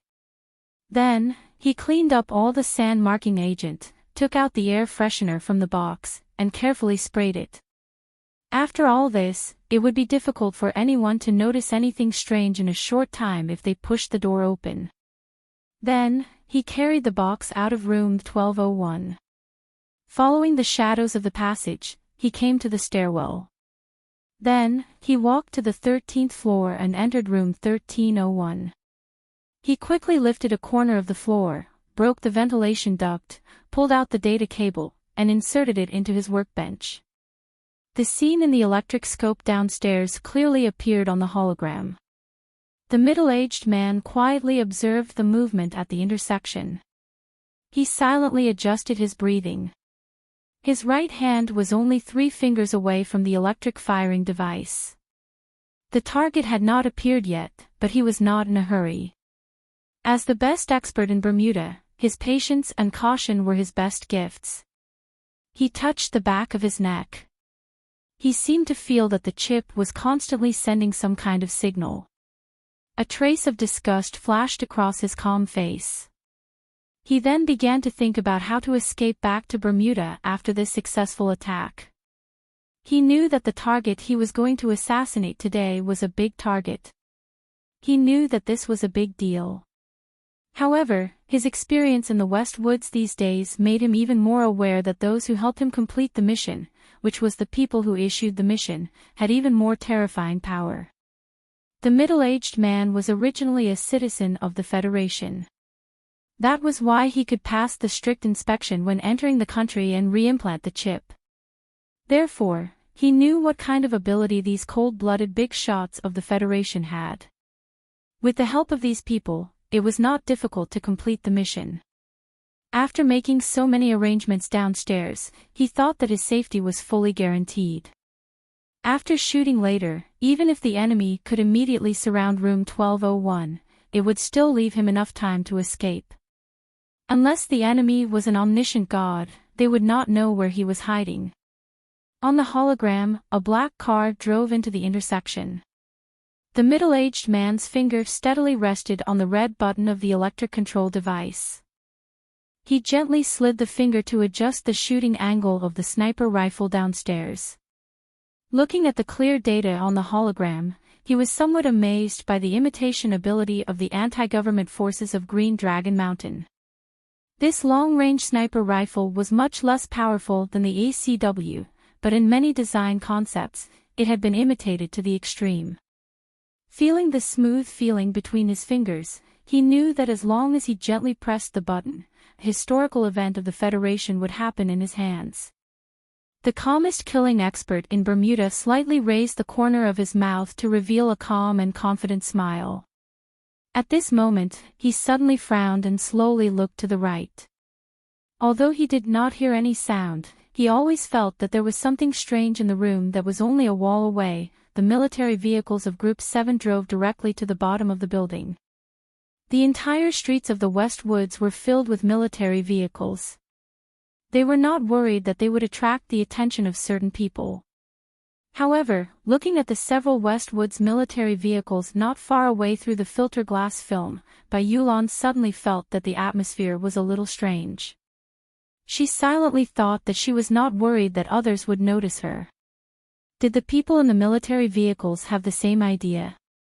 Xiong Linquan pointed to the three-dimensional structure of the building and frowned. All the rooms on the left side of the 8th floor are suitable for sniping. There is no way to monitor all of them. The choice of sniping location is very professional. Or rather, the choice of the place where the boss eats is too stupid. Gu Shifeng's 10 fingers quickly tapped on the hologram. In a very short time, she had hacked into the surveillance system inside the building. With the help of a small software she had developed, she quickly sorted out a few suspicious points. She smiled and patted Big Bear's shoulder. "Don't worry about it. They are in room 1201. The surveillance video on the hologram showed that at some point before, 2 people carrying boxes entered room 1201. Xiong Linquan looked at the back of the man in the trench coat and suddenly said, "It's an expert." Bai Yulan pushed aside the fine hair in front of her forehead and said softly, "I didn't expect him to come." Group 7 had done countless private assassinations in the West Woods and Bermuda over the years. In a sense, they were absolute experts in the world of assassination. And the expert that they took seriously was naturally a real expert. It's too late. Xiong Linquan carried the cello box beside him and prepared to rush into the building. Bai Yulan thought of what Su Lu had said to her before she left. She frowned for a moment and said firmly, "It's not 1201. It's 1301.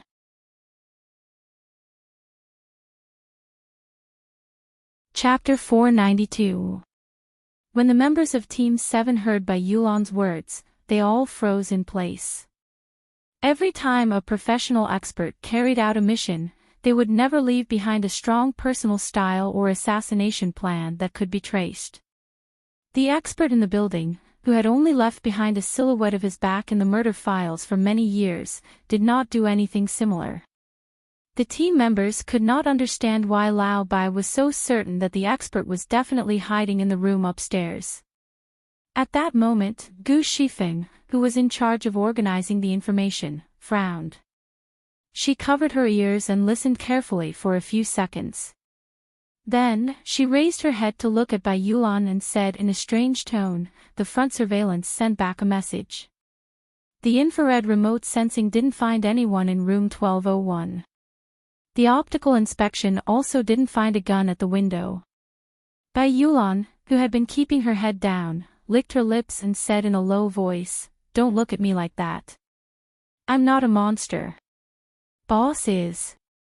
While everyone was discussing and formulating the plan, his peripheral vision had never left the Silan military vehicles in the distance.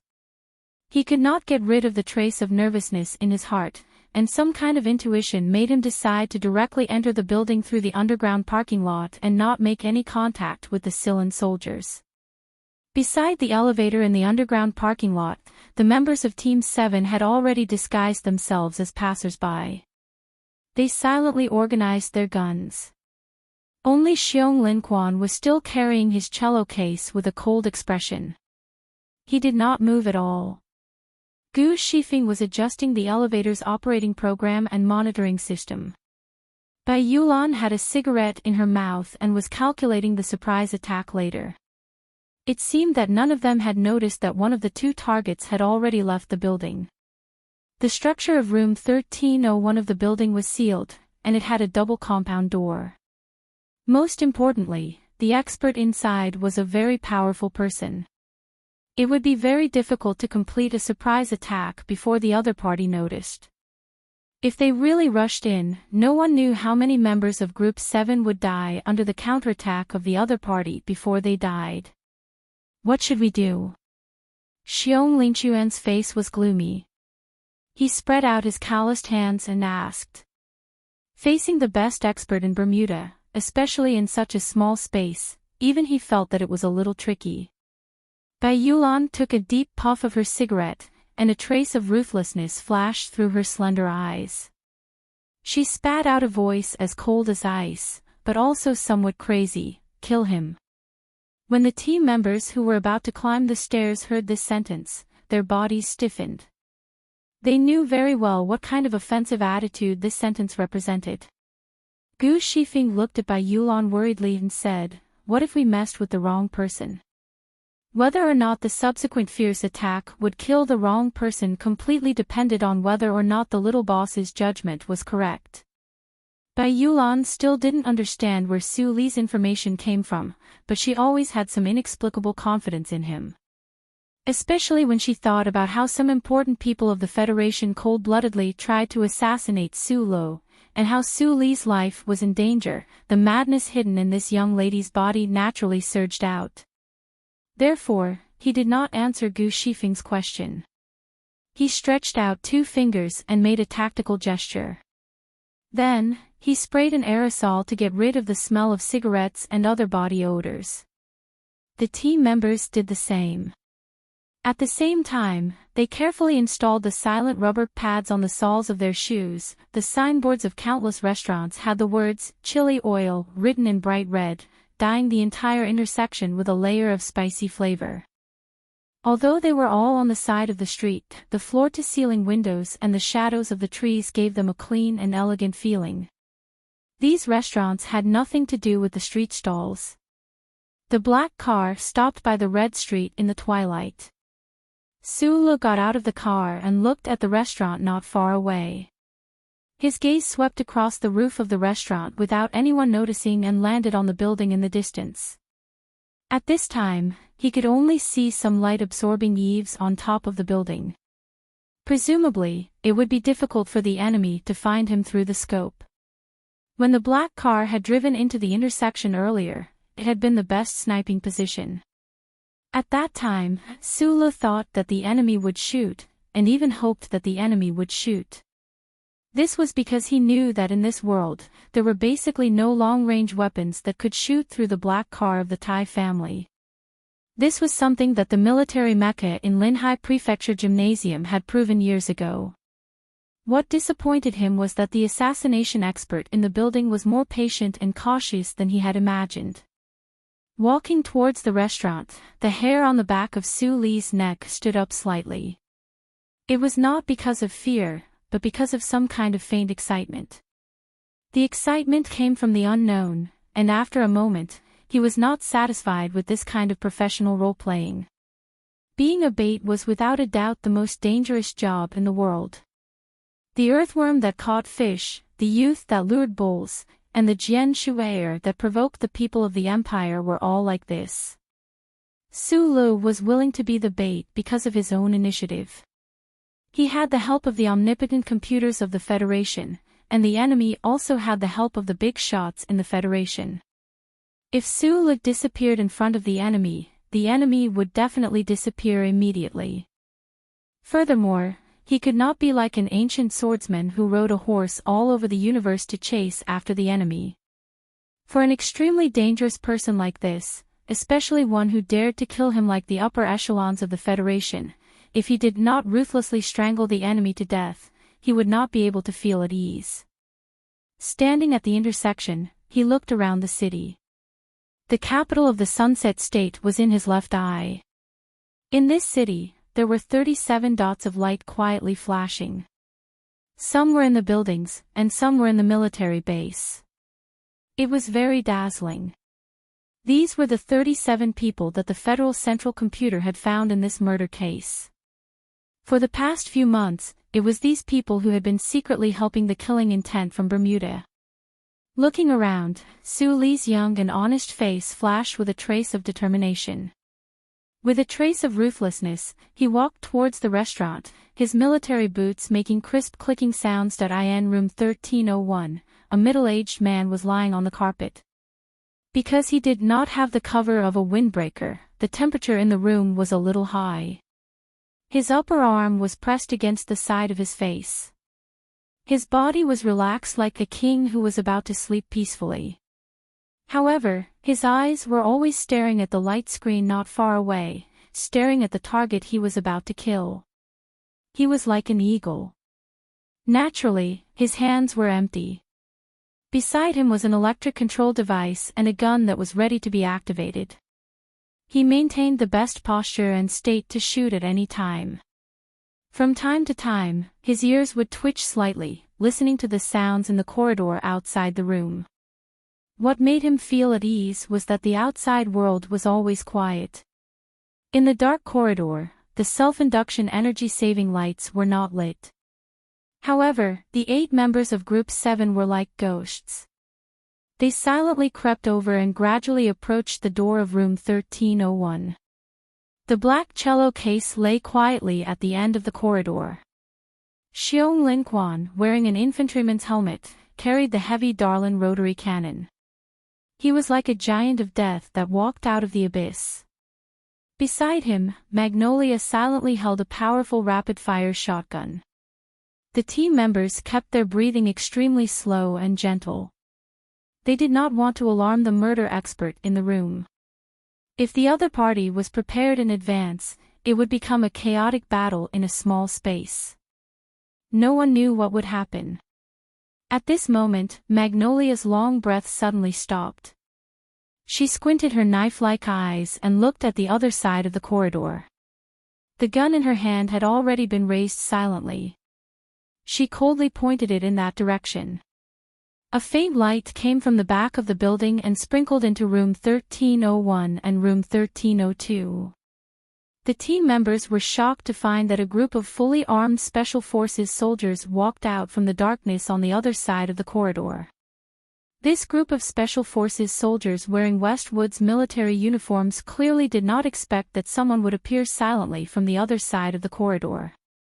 Almost at the same time, both sides did not hesitate to raise the guns in their hands and aimed at each other. They aimed at the figure that suddenly appeared in the faint light. Strangely, both sides did not want to alarm anyone. Even though their actions were so orderly and fast, they did not make any sound. No one pulled the trigger. In the dim and narrow corridor, the two groups of fully armed people faced each other with guns. As long as one of them opened fire, the result would be death for all of them. They were all professional soldiers who had been through many battles.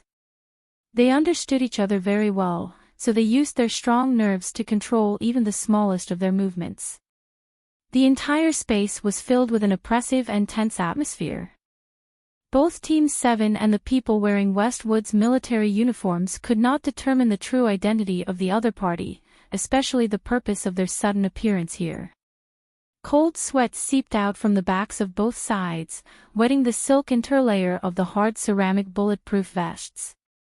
Fortunately, they had sprayed a large amount of aerosol beforehand, so the smell of sweat did not spread. The Westwood soldiers on the other side of the dim corridor were actually more nervous than the members of Team 7. They looked at these men who looked like ordinary passers-by.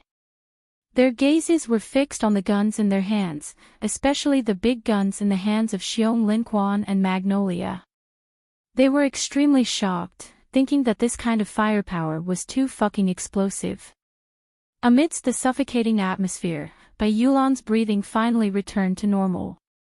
He gestured to the soldiers in front of him and stared at their dark green military windbreakers. He tried to test the texture of their clothes with his eyes.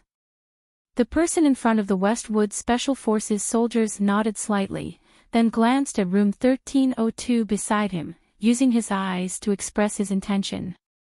Magnolia did not let his guard down. Like a clumsy fish, he took a few steps forward into the darkness opposite him and slowly took out the special identification that Sulu had obtained from the Zhong family in the West Woods and showed it to the other party. The soldier glanced at it with the help of the dim light, and his expression relaxed a little. He also slowly took out an identification and handed it to Magnolia for inspection. Magnolia immediately thought of the few Westwoods military vehicles he had seen below the building and roughly understood what had happened. Both parties had top-secret missions, but the rooms for the missions were adjacent to each other, which led to the current terrifying danger. The Westwoods military officer nodded at him. He held the Cayenne in his left hand and spread out his right hand, indicating that the other party should go first. Magnolia shrugged slightly, indicating that the other party should go first. This scene looked a little funny, as if they were going to enjoy themselves in a hotel. In fact, under the current circumstances, neither side could be allowed to launch an attack ahead of time. Magnolia and the Westwoods military officer looked at each other and nodded tacitly. The Westwoods military officer extended his right hand under the dim light, then began to bend his fingers one by one. Finally, he retracted his pinky finger and clenched his gloved fist tightly. Both parties officially began the operation. A Westwood Special Forces soldier did not hesitate to pick up a light doorbreaker and ruthlessly smash it at the door of room 1302. However, what he saw from the corner of his eye made his heart tremble violently. Over at Team 7's side, Bai Yulan held up her terrifying shotgun and unreasonably fired at the door of room 1301.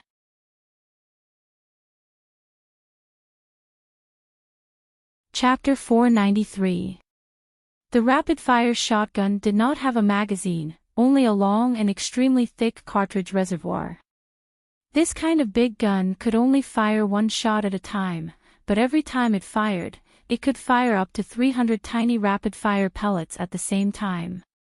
What kind of scene would it be when 300 pellets hit the door of room 1301 at the same time, exploding en masse? With a deafening boom, countless dust fragments and bullets exploded in the corridor. The double-layered composite door of the building was easily torn apart into countless pieces floating in the air, unable to be reassembled. With one shot, Magnolia was directly pushed to the wall by the terrifying and huge reaction force. With a dull thud, blood trickled out of the corner of her mouth. Almost at the same time, Xiong Linquan had already occupied his original position. Like a ferocious beast, he roared and pulled the trigger of Dahlon's rotary cannon. In reality, when Magnolia fired that violent shot, Xiong Linquan had already pulled the trigger. However, in order for Dahlon's rotary cannon to reach its initial speed, there had to be an activation and rotation process. If he pulled the trigger in advance, in just a few tenths of a second, it would definitely alarm the experts in the room. Therefore, he stood valiantly beside Magnolia, allowing those dangerous rapid-fire bullets to explode in front of him, and pulled the trigger in advance. The 6 barrels of the gun hummed and rotated at a terrifying speed. The bullets that were denser than a rainstorm turned into 6 streams of fire, passing through the room door that had already been blasted open. They fiercely and violently blasted into room 1301. Countless pieces of cement and furniture flew in all directions like a cliff that had been crushed into powder by a hurricane. Moreover, when they were still floating down, they were hit by the bullets that filled the entire space. The scene was extremely shocking. While Dahlon's rotary cannon was firing, the other members of Team 7 also held their heavy firearms in their hands and opened fire into the room that was filled with smoke and rubble. They could not see anything at all. They were silent. The individual soldiers' helmets reflected the murderous look in their eyes. The guns in their hands vibrated violently, and the heavy roars of explosions rang out continuously, deafening everyone's ears. The Scythian special forces who had started moving at the same time were dumbfounded by Team 7's unreasonable and abnormally barbaric burst of gunfire. There was actually a team who dared to open fire in such a narrow civilian building. The dozen or so Westwood special forces originally wanted to break open the door and capture the target alive, but at that moment, the pungent smell of gunfire and liquid gunpowder that filled the entire space made it difficult for them to control themselves. Most importantly, if these terrifying guys continued to shoot like this, the cement walls would probably be penetrated. Who knew what would happen? Therefore, after just a second, the Westwood side gave up on their original plan and started firing into the building. In an instant, the sound of bullets flying filled the entire building. 20 seconds later, all the gunshots stopped. Only Dairon's rotary cannon was still making a low humming sound. A piece of wallpaper that had been shredded by the rain of bullets slowly fell and landed on the extremely hot barrel. With a sizzling sound, it burned into charred pieces. Both parties went into their own rooms separately. Without any accidents or obstacles, the expert from Bermuda in room 1301 had already lost all of his blood under the effect of countless miserable and huge wounds. There was no trace of life left in him. Bai Yulan looked at the gruesome corpse by the window and shook her head. She wiped the blood from the corner of her mouth and squatted down. She pulled the expert's bloody right hand away from the electronic control valve and carefully cut the data cable that controlled the sniper rifle downstairs. As professionals in the same field, they all knew the old saying, "Don't be afraid of a godlike opponent, but be afraid of a pig-like teammate." However, this expert from Bermuda didn't even have the chance to pull the trigger today and died in such a cowardly manner. It had nothing to do with a pig-like teammate, but it was purely because his opponent had a pair of godlike eyes. Bai Yulan looked at the scattered body parts on the ground with a complicated expression. She silently thought, under Little Boss' powerful and shocking intelligence, it would be a miracle if you didn't die. The Westwood Special Forces soldiers who had entered room 1302 walked over with vigilance. After entering the room, the first thing the Scythian soldiers saw was that the members of Group 7 were pulling out chunks of flesh and blood from the floor while smoking. When they thought about the terrifying burst of gunfire that was aimed at this room earlier, they couldn't help but feel a chill run down their spines. They wondered which unit these bastards belonged to. These bastards were too fierce. Bai Yulan and the Westwoods officer quickly whispered a few words in a low voice. Then, they carefully examined each other's credentials again and dealt with the follow-up matters. Team 7 from Nutshell. When the Westwoods officer heard this name, he finally accepted the shocking scene he had seen earlier. He sighed softly and said with a hint of emotion, "The team led by Lieutenant Colonel Su Lo is indeed fierce and powerful." Bai Yulan smiled and didn't say anything. Team 7 had been doing illegal work for the Federation government all these years, so they had developed a fierce, quick, and calm combat style. It didn't have much to do with Su Li's arrival. However, this level of explosive firepower was unprecedented even for Team 7 because they knew very well the level of expertise of the Bermuda expert in the room. They wouldn't let Su Li get hurt in the slightest. In a situation where they had an absolute advantage in terms of information, they had to finish off the expert as quickly as possible so that the opponent wouldn't have the slightest chance to use any of his tricks. Team 7 chose the most unreasonable but also the most effective method in terms of tactical deduction. They used strong firepower to cover the area, and used simple and violent methods to deal with the delicate and cautious. They directly used flying bullets to end all unknown possibilities. In the stairwell, Xiong Linquan asked her what to do, and Bai Yulan said, "Kill him to the death." This was exactly what they were going to do. The traveler in floral clothing that Team 7 seemed to have forgotten had secretly entered the restaurant 10 minutes ago. He used some unknown method to put on the waiter's black and white uniform and successfully hid from the eyes of the restaurant staff. He easily walked between the kitchen and the street. Whether it was his appearance, his reserved smile, or his standard service methods, there was nothing to nitpick about him. Through the 2 layers of glass, he could see from afar that the target had already walked out of the black car and was walking toward the restaurant. He smiled in his heart and calmly walked back to the kitchen. When he bumped into the head waiter, he slipped into the wine cellar. The wine cellar was full of good wine. The target didn't like to drink, but he had the habit of drinking, especially number 3. He raised his eyebrows slightly, and a thin and long alloy needle appeared in his hand. The needle didn't shine with any strange light, but the poison on it was enough to kill an elephant. All he needed to do was to insert the needle into the cork of the wine bottle and then reseal the bottle. There were many opportunities to poison when ordering wine and eating, but the man was not in a hurry. He closed his eyes and leaned against the wall to rest. His left hand gently pressed the modified short magazine H21 in his clothes, calculating the distance when he would shoot later. The sniper in the building was actually a backup method. As an excellent expert in Bermuda, he and his partner in the building were actually more used to killing people at close range. They would poison and then shoot at the head to ensure that they could kill the target. However, at this moment, a few men confidently pushed open the door of the wine cellar and walked in. The expert disguised as a waiter frowned slightly and didn't hide his body. Because of the other party's confident behavior, he walked up and said with a smile, "Sir, I'm sorry." "Don't be sorry." Lon Xiaolong naturally reached into his clothes and then took out a gun. He pointed it at the other party and said, "Just don't move." When Lon Xiaolong reached out, the Bermuda expert didn't move. When Lon Xiaolong pulled out his hand, he noticed the traces of hard objects under the other party's clothes, so he quickly moved. He reached out with his left hand, grabbed the handle, and was ready to shoot. At this moment, he was puzzled. How did the other party find him, and why did the other party dare to walk in so confidently?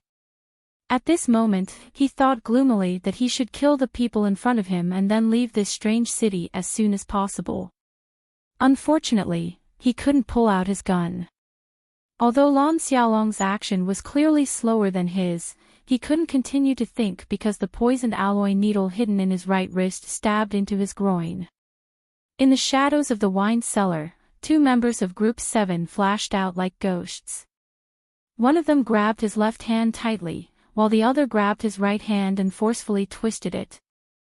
Behind him, there was another member who ruthlessly kneed him in the buttocks. He breathed rapidly and struggled desperately.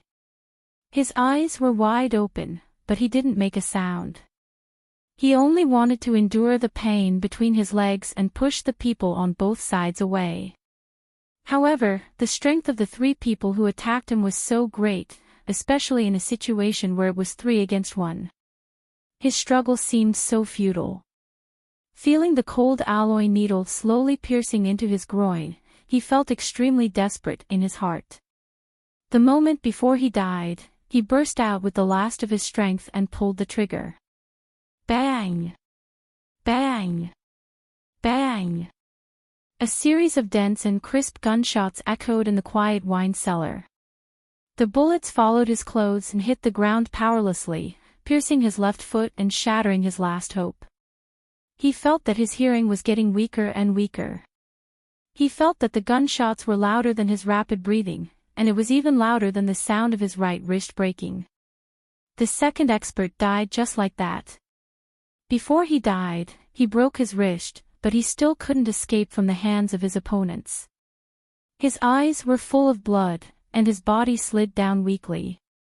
He swayed a few times and leaned against an oak barrel, unable to move anymore. Group 7's healer, Ho Xiandong, walked forward, took the alloy needle, and sniffed it. He nodded to Lon Xiaolong and said, "It's very poisonous. This person is completely dead."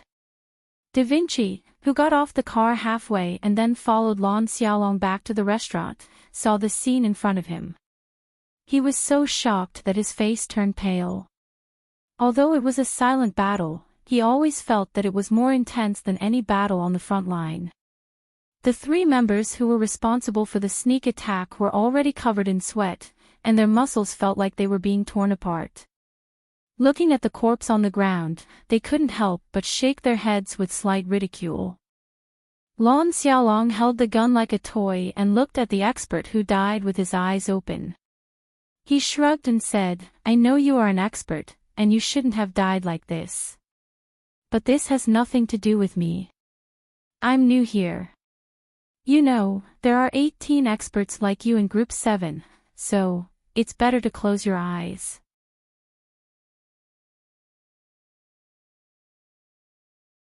Chapter 494. First of all, I admit that I'm a fan of headlines. These nonsensical headlines are really annoying. Secondly, I want to remind everyone not to forget that I updated 3 chapters on April 1st. If you haven't seen it yet, hurry and read it. Finally, I want to solemnly declare that this is not an April Fool's joke. I really did write 3 chapters. Yesterday, I suddenly had an idea and said that I want everyone to give me your monthly votes for April. When I woke up today, I found that it was quite that. After tugging at my hair for a long time, I decided to seriously tug on it. That's why I said no over the phone. Then, I sat in front of the computer for 8 hours and wrote these 3 chapters. I haven't updated twice in many days, and I haven't updated thrice for many days. I also haven't solicited monthly votes for many days. I don't know why, but these 2 days, I suddenly had an idea. In fact, I have to admit to everyone that I only wrote thrice today because I was crazy. I can only guarantee that the future updates will be continuous. Tomorrow's update will be very late at night, very late at night. Because I started renovating this month, I don't know how much time it will take because I don't have any experience. I'll try to write more, at least more than I did a few months ago. I'll report to everyone first. If there's a second or third update, I'll write it at the end of the chapter. If there's no update, then it's probably still thrice. But I still really want monthly votes. People have to force themselves to do something to achieve a certain goal before they can truly work hard, right? What I need now is the spirit to push myself to the brink of death.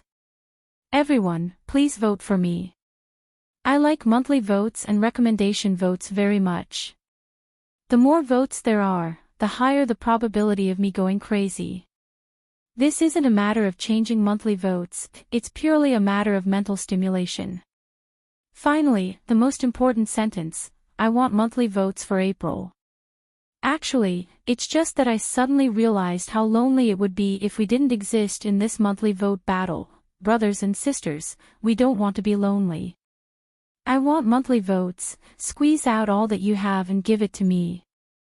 I suddenly thought of a line from a hot dog song, I've been silent for long enough. Next time, I'll use the title, I've been silent for long enough, to solicit votes.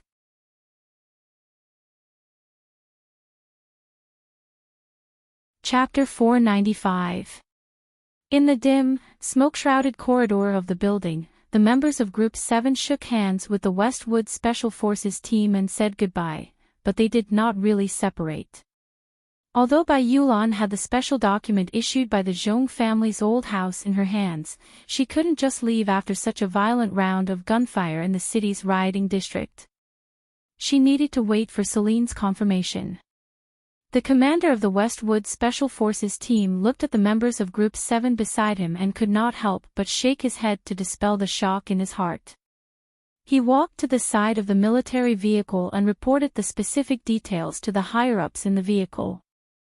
The commander of the Westwood Special Forces team, Colonel Lake, sat in the vehicle expressionlessly, but when he heard the 2 names Su Lu in Group 7, he frowned. Earlier, Su Lu, who was wearing a military uniform without epaulets, walked into the restaurant at the intersection under the red light of dusk.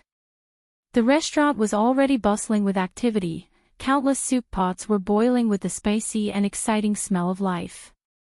However, when he glanced around, his gaze fell on a small square table on his right that was slanted to the side of the square window. A middle-aged man in a plain white shirt was sitting at the small table. A dark military uniform was draped over the back of the chair behind him.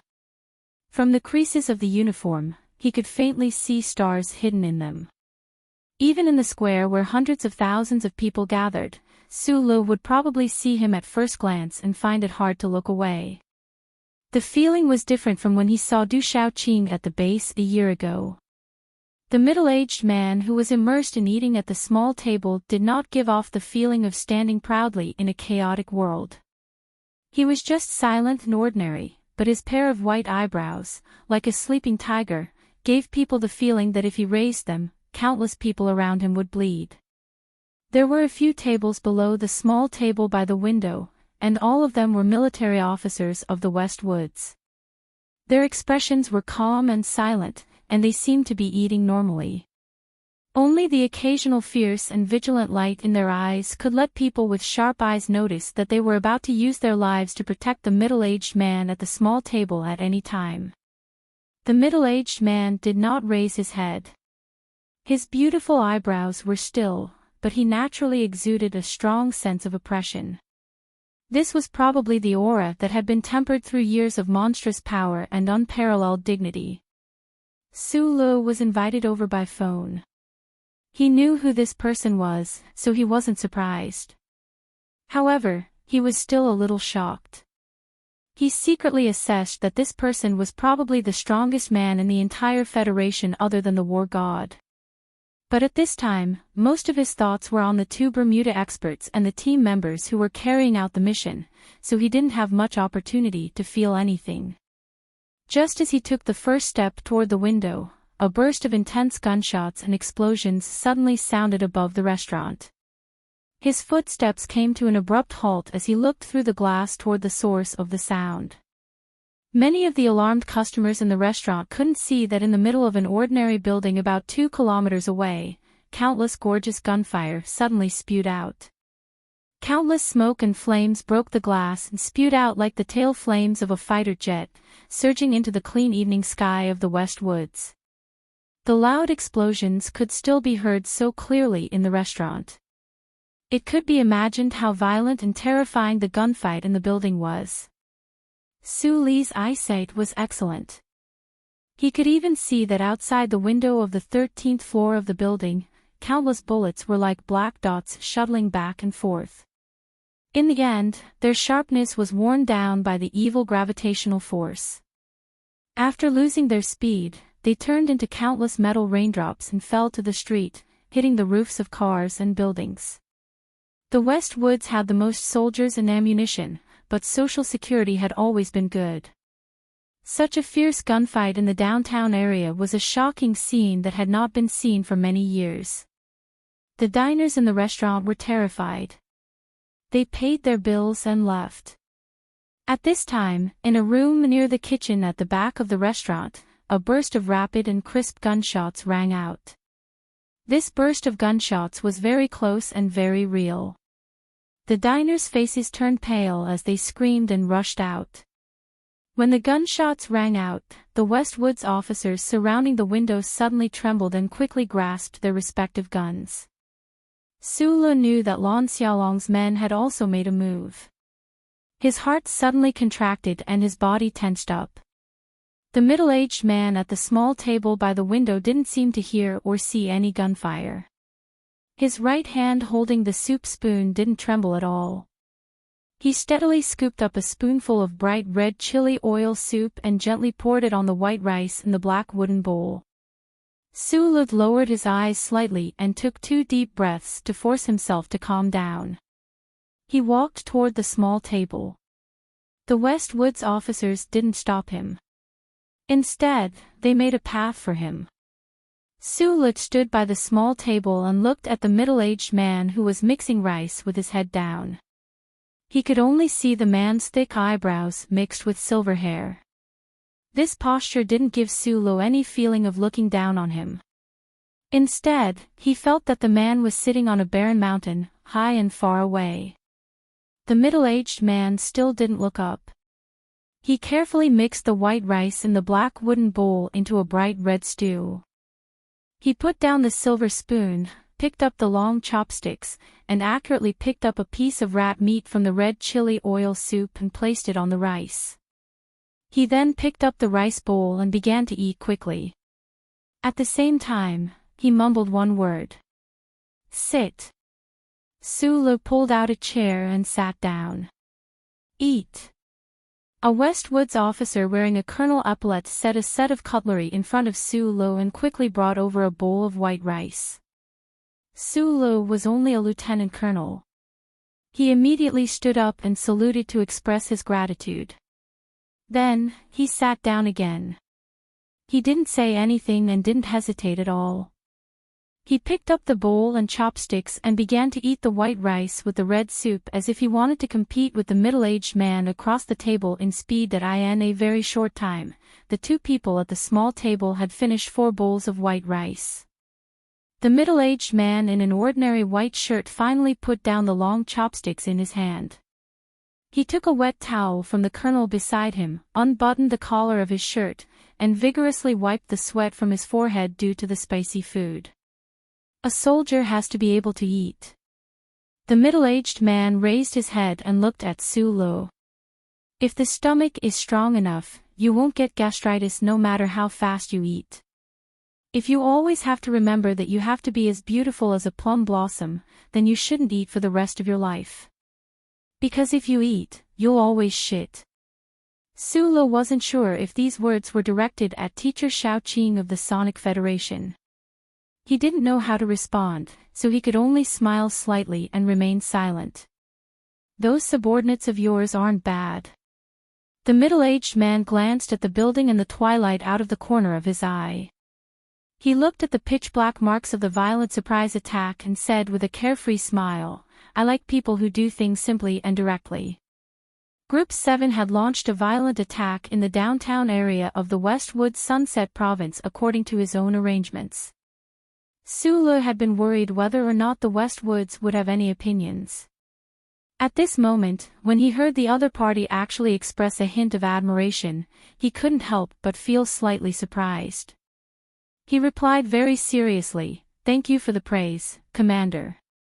Hearing the word commander, Zhong Suohu, who had just returned to the rear from the frontline 3320 Fallen Star, was silent for a moment. This commander-in-chief of the Federation, who controlled the military and political power of the entire Westwoods region, turned his head with a slightly complicated expression. Through the transparent glass of the restaurant, he looked at the green trees by the street, as well as the silhouette of the city beyond the treetops even further away. This was his city, his planet, his region. Zhong Suohu's flowery eyebrows raised slightly. There was an undisguised sense of coldness and dominance in his eyes. He didn't look at Sulu as he said in a deep voice, I'm going to start arresting people. Is there anyone you want to arrest? It was the madam's sister who had arranged to have a meal with this big shot in the restaurant. At this time, Sulu still didn't know that apart from the attempt on his life, there was also an attempt on Zhong Suohu's life. So for a moment, he didn't understand why the other party's tone was so gloomy. In the Westwoods region, there were many people involved in this assassination, and most of them were employees of the government system or even the military. Su Li's temperament was cheerful and determined, but he was definitely not Mr. Nice Guy.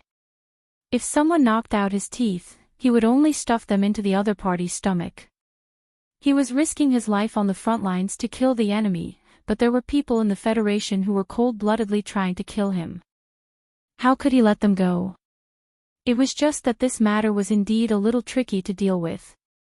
He had originally planned to let Group 7 do the dirty work behind the scenes, returning darkness and cold-bloodedness to darkness and cold-bloodedness. Group 7 subordinates, these experts in darkness, did have this kind of ability, but to let Group 7 participate in the battle against the aristocratic families because of him with no future was really something he didn't want to see. No matter how strong the members' individual combat abilities were, they were still just ordinary people. Group 7 was just a normal combat team from the Shell Motor Company, and this was the Federation that was full of power, order, and dark fog. I have a lot of people I want to arrest. Su-lo quickly made a decision. He looked seriously at Zhong Suohu across the table. He didn't think about whether the other party was talking about arrest or assassination. Because no matter which, it was a form of revenge that he could accept. Most importantly, as long as the person this middle-aged man wanted to arrest was in the West Woods region, no one would be able to escape. Because he was the number one person in the West Woods. He passed the electronic notebook that he had already sorted out to the other side of the table. Zhong Suohu opened the electronic notebook and silently looked at it for a long time. A slight mocking smile gradually appeared at the corner of his mouth. He said, "The old man really spared no effort to train you." There were a lot of people in the electronic notebook, which was information that the West Woods Military Intelligence Department didn't know.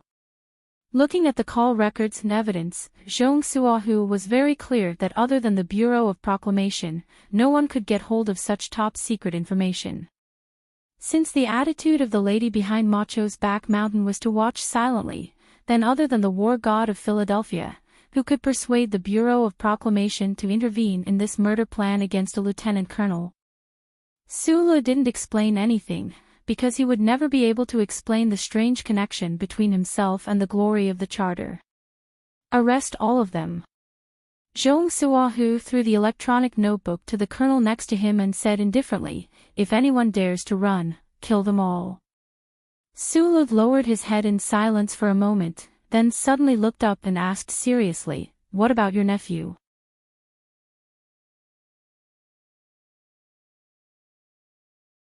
Chapter 496. After serious consideration, Su-lo finally realized that no matter how hard he considered it, he still could not forcibly suppress that thought. That was why he bravely said these words. However, Commander Zhong did not answer this question, as if he did not hear it at all. His pair of crouching tiger eyebrows were as calm as ever. He waved his hand and summoned a bottle of wine as clear as water, pouring it into the cups of both parties. Zhong Sugu raised his cup and drank it all in one gulp. The wine, as clear as water, was actually as spicy as a knife. When it entered his throat, it turned into a line of fire, cutting wounds all over his body. He frowned, enjoying this feeling of pain and pleasure. Taking a deep breath, he said hoarsely, "Don't be obsessed with who wants to kill you. The key is whether or not you are still alive." It was not clear if this sentence was a certain answer, but Su-lo understood. He silently raised the cup of wine, stared at it for a moment, and slowly sipped. He only felt that it was extremely bitter and unbearable. "When my father was alive, no one in the Federation dared to touch me because he was alive. If I were to die, he would definitely be furious. His fury would burn on the land of the Federation. Not many people would be able to withstand it." Zhong Sugu continued indifferently, "Just like if I were alive, no one would dare to touch my daughter. This is the same principle. Right now, many people are trying to kill me because if I were to die right now, no one would have the ability to spread the fury of my soul to every corner of the Federation after my death." Zhong Sugu put down the wine cup, raised his chin slightly, and said, "But I once weighed my head with my own hands. It was only 7.5 kilograms. The people of the Empire are the same as us, so our heads are only 7.5 kilograms. I really want to see if there is anyone in this universe who can chop off my 7.5 kilograms." Su-lo listened quietly. He roughly understood what the big shot before him wanted to say, but the silence did not last long. He could not help but frown and say, "In the Wood Valley, there seems to have been a problem." In the Wood Valley Manor in the southern suburbs of the capital, there had once been an assassination attempt on Zhong Huiyan's little friend. Commander Zhong narrowed his eyes slightly, picked up the glass of liquor, and drank it in one gulp. He didn't say anything, but a smile appeared on his lips. However, this smile was so cold in the eyes of others. The streets outside the restaurant were quiet and empty. The sky had long been immersed in the color of blue-black ink. At this moment, countless loud noises suddenly came from the direction of the Victory Square of the Sunset State. Beautiful fireworks soared into the sky and bloomed in the night sky like gorgeous flowers that in the Westwood Sunset State. In order to celebrate the victory of a battle at the front line, they generously set off fireworks according to the historical custom of many years. However, under the background of the fireworks that lit up the night sky, not many people noticed the sporadic sounds of gunshots. Amidst these sounds, the sharp sirens that pierced through the streets of the Sunset State capital became somewhat lonely. Following these sharp sirens, countless military vehicles poured out of the Westwoods Military Police Headquarters of the Federation's Westwoods Military Police Headquarters, the Legal Department Building, and the Garrison Division camp directly under the command of the headquarters. All of these military vehicles were filled with armed Westwoods soldiers. Thousands of Westwoods soldiers, divided into countless teams, poured into the Chongfeng military base, forcibly entered the underground space of a warehouse in the suburbs, entered the Westwoods Military Police Headquarters of the Federation Investigation Bureau, and completely controlled the Venus Hotel of the Ministry of Defense. In just half an hour, countless units fell under the absolute control of the Westwoods Military Police Headquarters. As time passed, government officials and military officers were taken away from various buildings from time to time because they were involved in a top-secret investigation that had not yet been made public. They were no longer as calm as they used to be. Their hands were tightly tied behind their backs, and their expressions were bleak. Under the tight watch of the Westwoods soldiers, they awkwardly got into military vehicles and were arrested in the dark of the Westwoods military prison. This was a brazen purge launched by the Westwoods Tigers. From the Westwoods Liaison Office of the President's Office to the Westwoods Office of the Ministry of Defense, and then to the Westwoods General Office of the Federation Investigation Bureau. Countless government agencies under the political structure of the Federation were all sternly purged by the Westwoods soldiers. Any government officials and military officers who were suspected of being involved in certain matters, were all knocked to the ground and would not be able to rise again. Zhong Suahu silently looked out of the window and watched the military vehicles whizzing by on the streets. His face was expressionless. He did not care about the angry reaction of the political community of the capital ring, the stern reprimand of President Pabre, the meaningful persuasion of the big shots in the military, and the media reports and the reaction of the so-called people, because he was the real master of this space zone. The moment you walked in, there were also people who wanted to kill me. Have you ever considered the possibility that the two specialists who came to Bermuda, on the surface, wanted to kill you, but perhaps their real target was me? Zhong Suahu picked up the wine glass. His wrist slightly paused, and his left hand threw a peanut into his mouth and gently chewed as he said with a smile. Su Lo was stunned. He began to quickly think about the murder incident that started a few months ago in his mind. He found that there was indeed not much evidence to prove that Commander Zhong's opinion was absurd. Maybe it's just a joke. Zhong Suahu picked up some vegetables with his chopsticks and pressed them into the boiling red soup. He calmly said, "There are many people in the Federation who want me dead. You know very well that I just need an excuse. However, the list you gave me did surprise me a little. It was your contribution that all the rats on this planet were dug out." Su Lo was speechless. He could only shrug like Lan Xiaolong. His eyes fell on the delicate rat meat in the pot of red oil and felt a little strange. At this time, Colonel Lake, who was in charge of the purge operation in the Sunset Province, walked into the restaurant. He came to Zhong Suahu's side and quickly reported the specific results of the operation tonight. Then, he gave a standard military salute and walked out of the door to continue the operation that was bound to last for the whole night. During this process, Colonel Lake did not look at Su Lo because Su Lo kept his head down.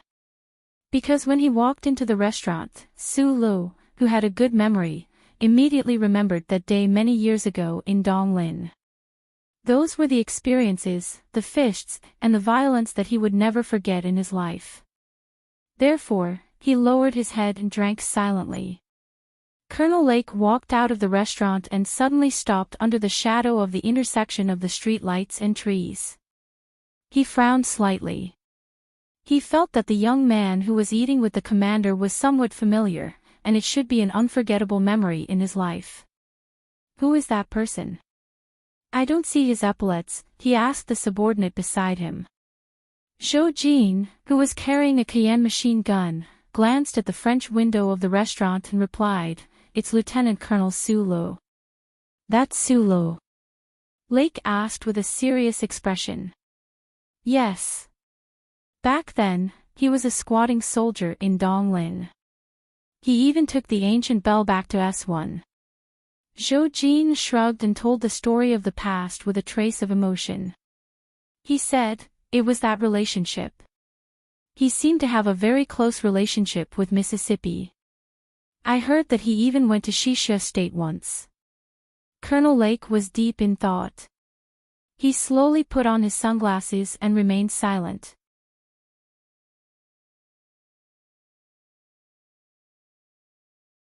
Chapter 497.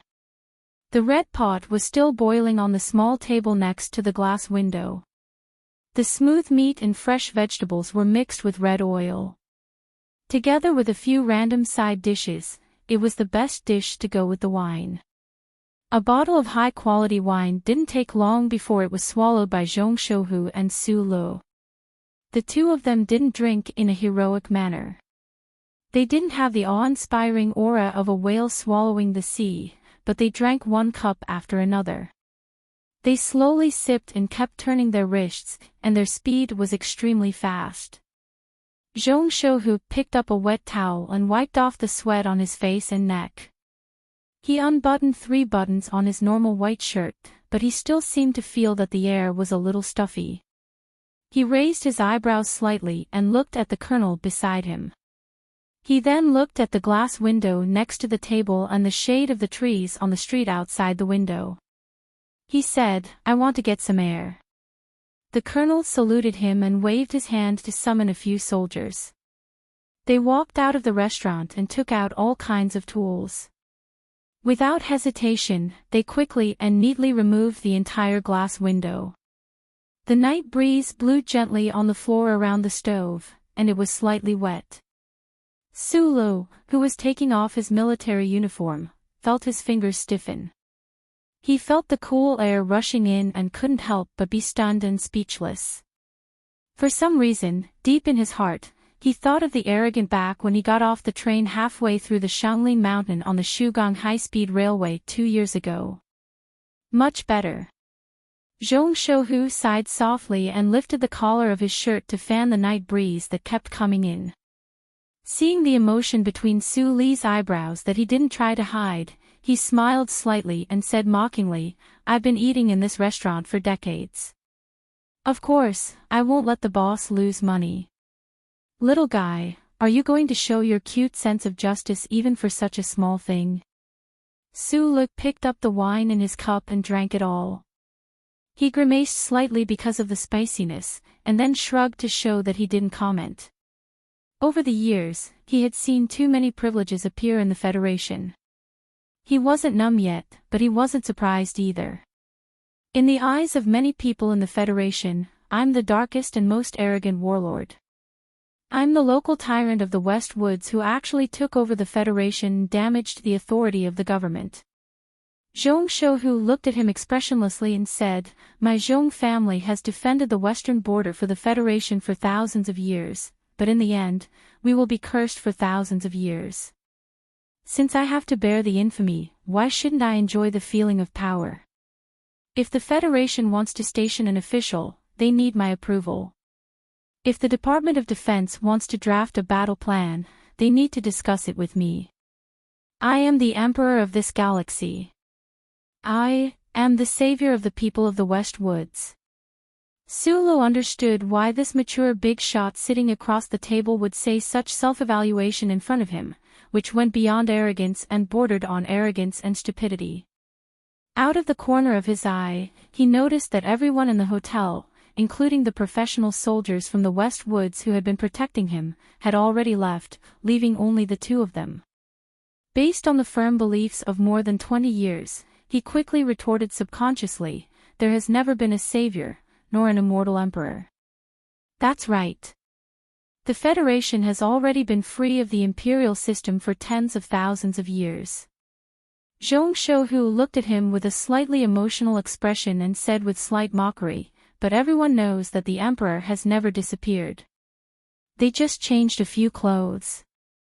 George Carlin, the transcript of the conversation after the tea party at the beginning of autumn. Su Lu raised his head and said the source of this famous quote. He had a strange feeling in his heart. He felt that Commander Zhong's words were not referring to himself, but to something else. "I heard that you used to be a squatter in Donglin." Zhong Shouhu looked at him and said with a smile, "If that's the case, you do have some fate with the Zhong family." The real big shots of the Federation seemed to be very good at this kind of method of abruptly changing the focus of the conversation to control the atmosphere of the venue.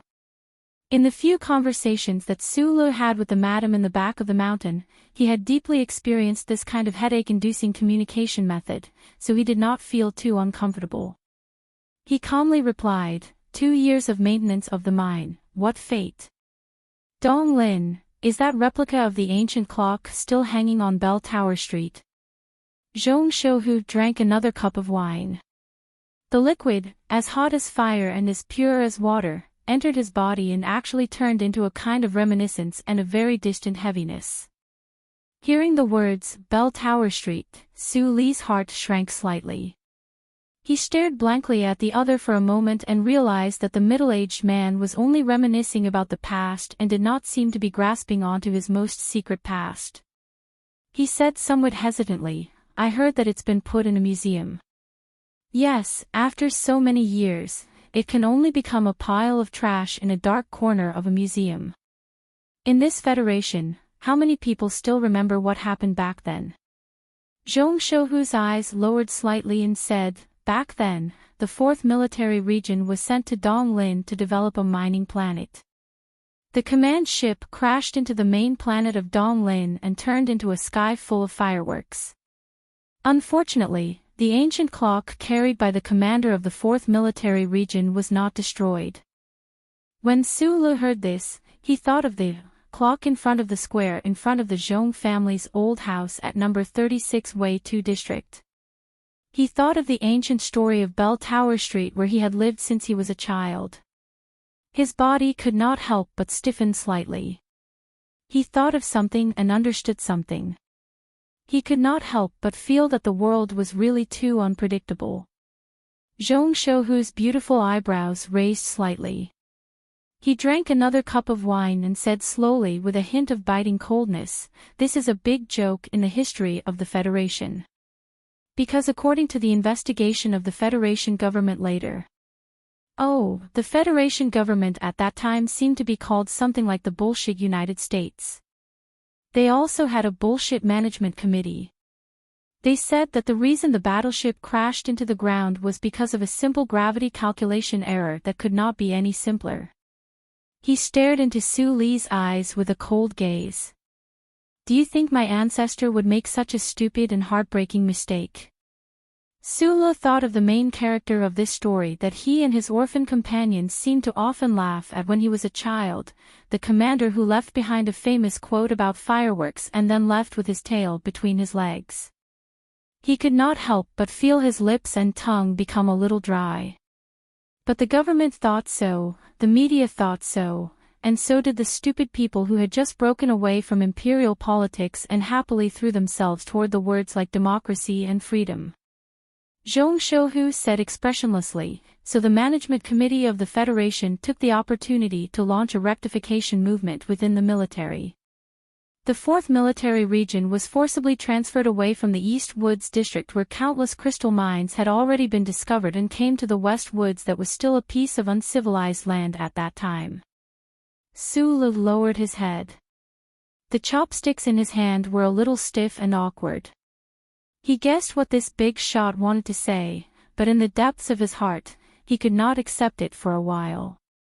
The origin of the names of the streets in his hometown that he had known since he was a child was actually the fruit of the Federation's dark politics. What gravity calculation error? It's just a conspiracy that countless people participated in. Zhong Shouhu's emotionless words finally proved his guess.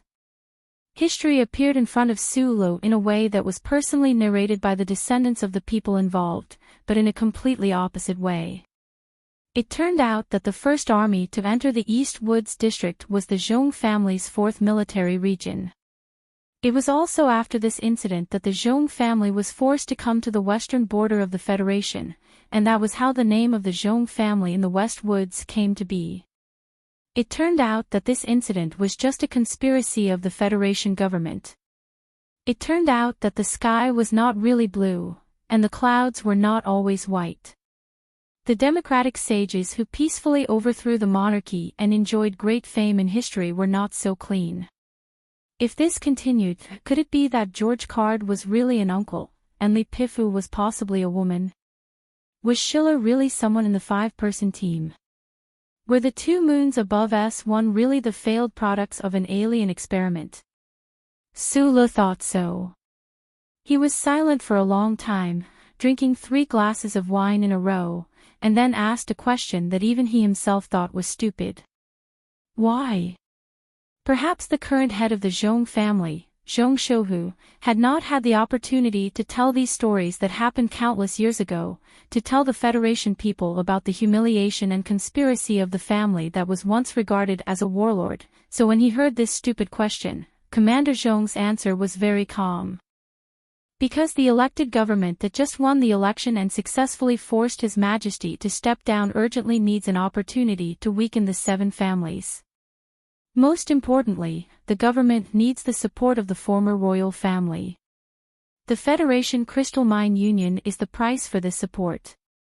The Federation Crystal Mine Union controlled the most basic lifeline of interstellar travel, and was the core and most crucial giant enterprise of the entire Federation. Sulu lived in the East Woods district. In other words, his family had worked for this giant enterprise for generations. However, until a few years ago, he still thought that he was working for the Federation, like the people of East Woods, until he met a certain distinguished friend. "It's the Thai family," he answered in a deep voice. The Federation government was able to make the Thai royal family peacefully hand over the power in their hands. I never believed that there was no insider trading. The crystal mines on the East Woods mineral planet that are more precious than gold were undoubtedly part of the deal. Zhong Shouhu said expressionlessly, at that time, East Woods had not yet been fully developed. Our Zhong family was the first to enter, and naturally, we were the ones that had to be sacrificed. Sulu had never had any good feelings about the political circle, but as an orphan born at the bottom of the Federation, he always habitually stood on the side of the elected government, and did not have much good feelings about the 7 families hidden behind history. After a moment of silence, he said somewhat unnaturally, "But a privileged class like the Zhong family is not a good thing for the Federation to begin with. Could it be that those pig-headed politicians who only know how to compromise and exchange benefits, who only know how to wave their arms and use beautiful but illusory words to incite the stupid people, who slammed the table and scolded us while secretly taking our money and playing with the women we gave them, are a good thing for the Federation?" This was the problem of the lack of system and monitoring, but the system itself was much better than the 7 families or the political system of the dynasty even further away. Even if the stupid people's choices were very stupid, and even if the people they chose were very sad, they were only allowed to choose, but they still had some right to choose. Sulu wanted to refute the other, but when he thought of his experience after escaping to the capital ring and the strange stories that the uncle had experienced, he lost the will to refute the other. Now, you are the highest commander of the Federation's front line. President Pobre has always given you the most selfless support, bearing the strong pressure from the Parliament and the political circle. As far as I know, the Department of Defense has never interfered with your command in any details. He said, that is all history. Forgetting history means betrayal, not to mention that history is now. When the dynasty ended, the Federation government and the 7 families shared the benefits equally. Only the Zhong family was chased out of the rich capital ring and stationed in the barren East Woods. When they discovered the treasure in East Woods, we were chased out of East Woods by such a despicable and disgusting scheme and came to the barren West Woods.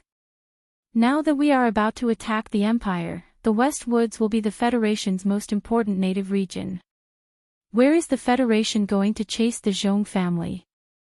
I named the girl Zhong Huiyan because I want her to remember what this newborn Federation did to the Zhong family many years ago. Child, you have to be alert. This Federation will continue to do such things to us in the future. Sulu thought of the cute little watermelon, the weight that she might have to bear on her thin shoulders in the future, and the origin of her name. He could not help but silently say the words that had been passed down in his hometown by the ancestors of the Zhong family after the warship crashed. My mood right now is lonelier than fireworks. The Federation wants to destroy the Zhong family, and they are trying to destroy the Zhong family right now, just like the warship that exploded into fireworks years ago. Zhong Shouhu raised his eyebrows slightly and said calmly, I look forward to it.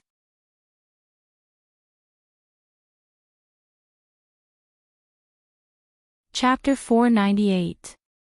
In the face of a major event that could happen, in the face of the overall will of the politicians and the people, and in the face of a historical trend that went against everything, the fact that the head of an aristocratic family who was behind the times could so calmly and provocatively say the words, I am looking forward to it, was incomparably fierce.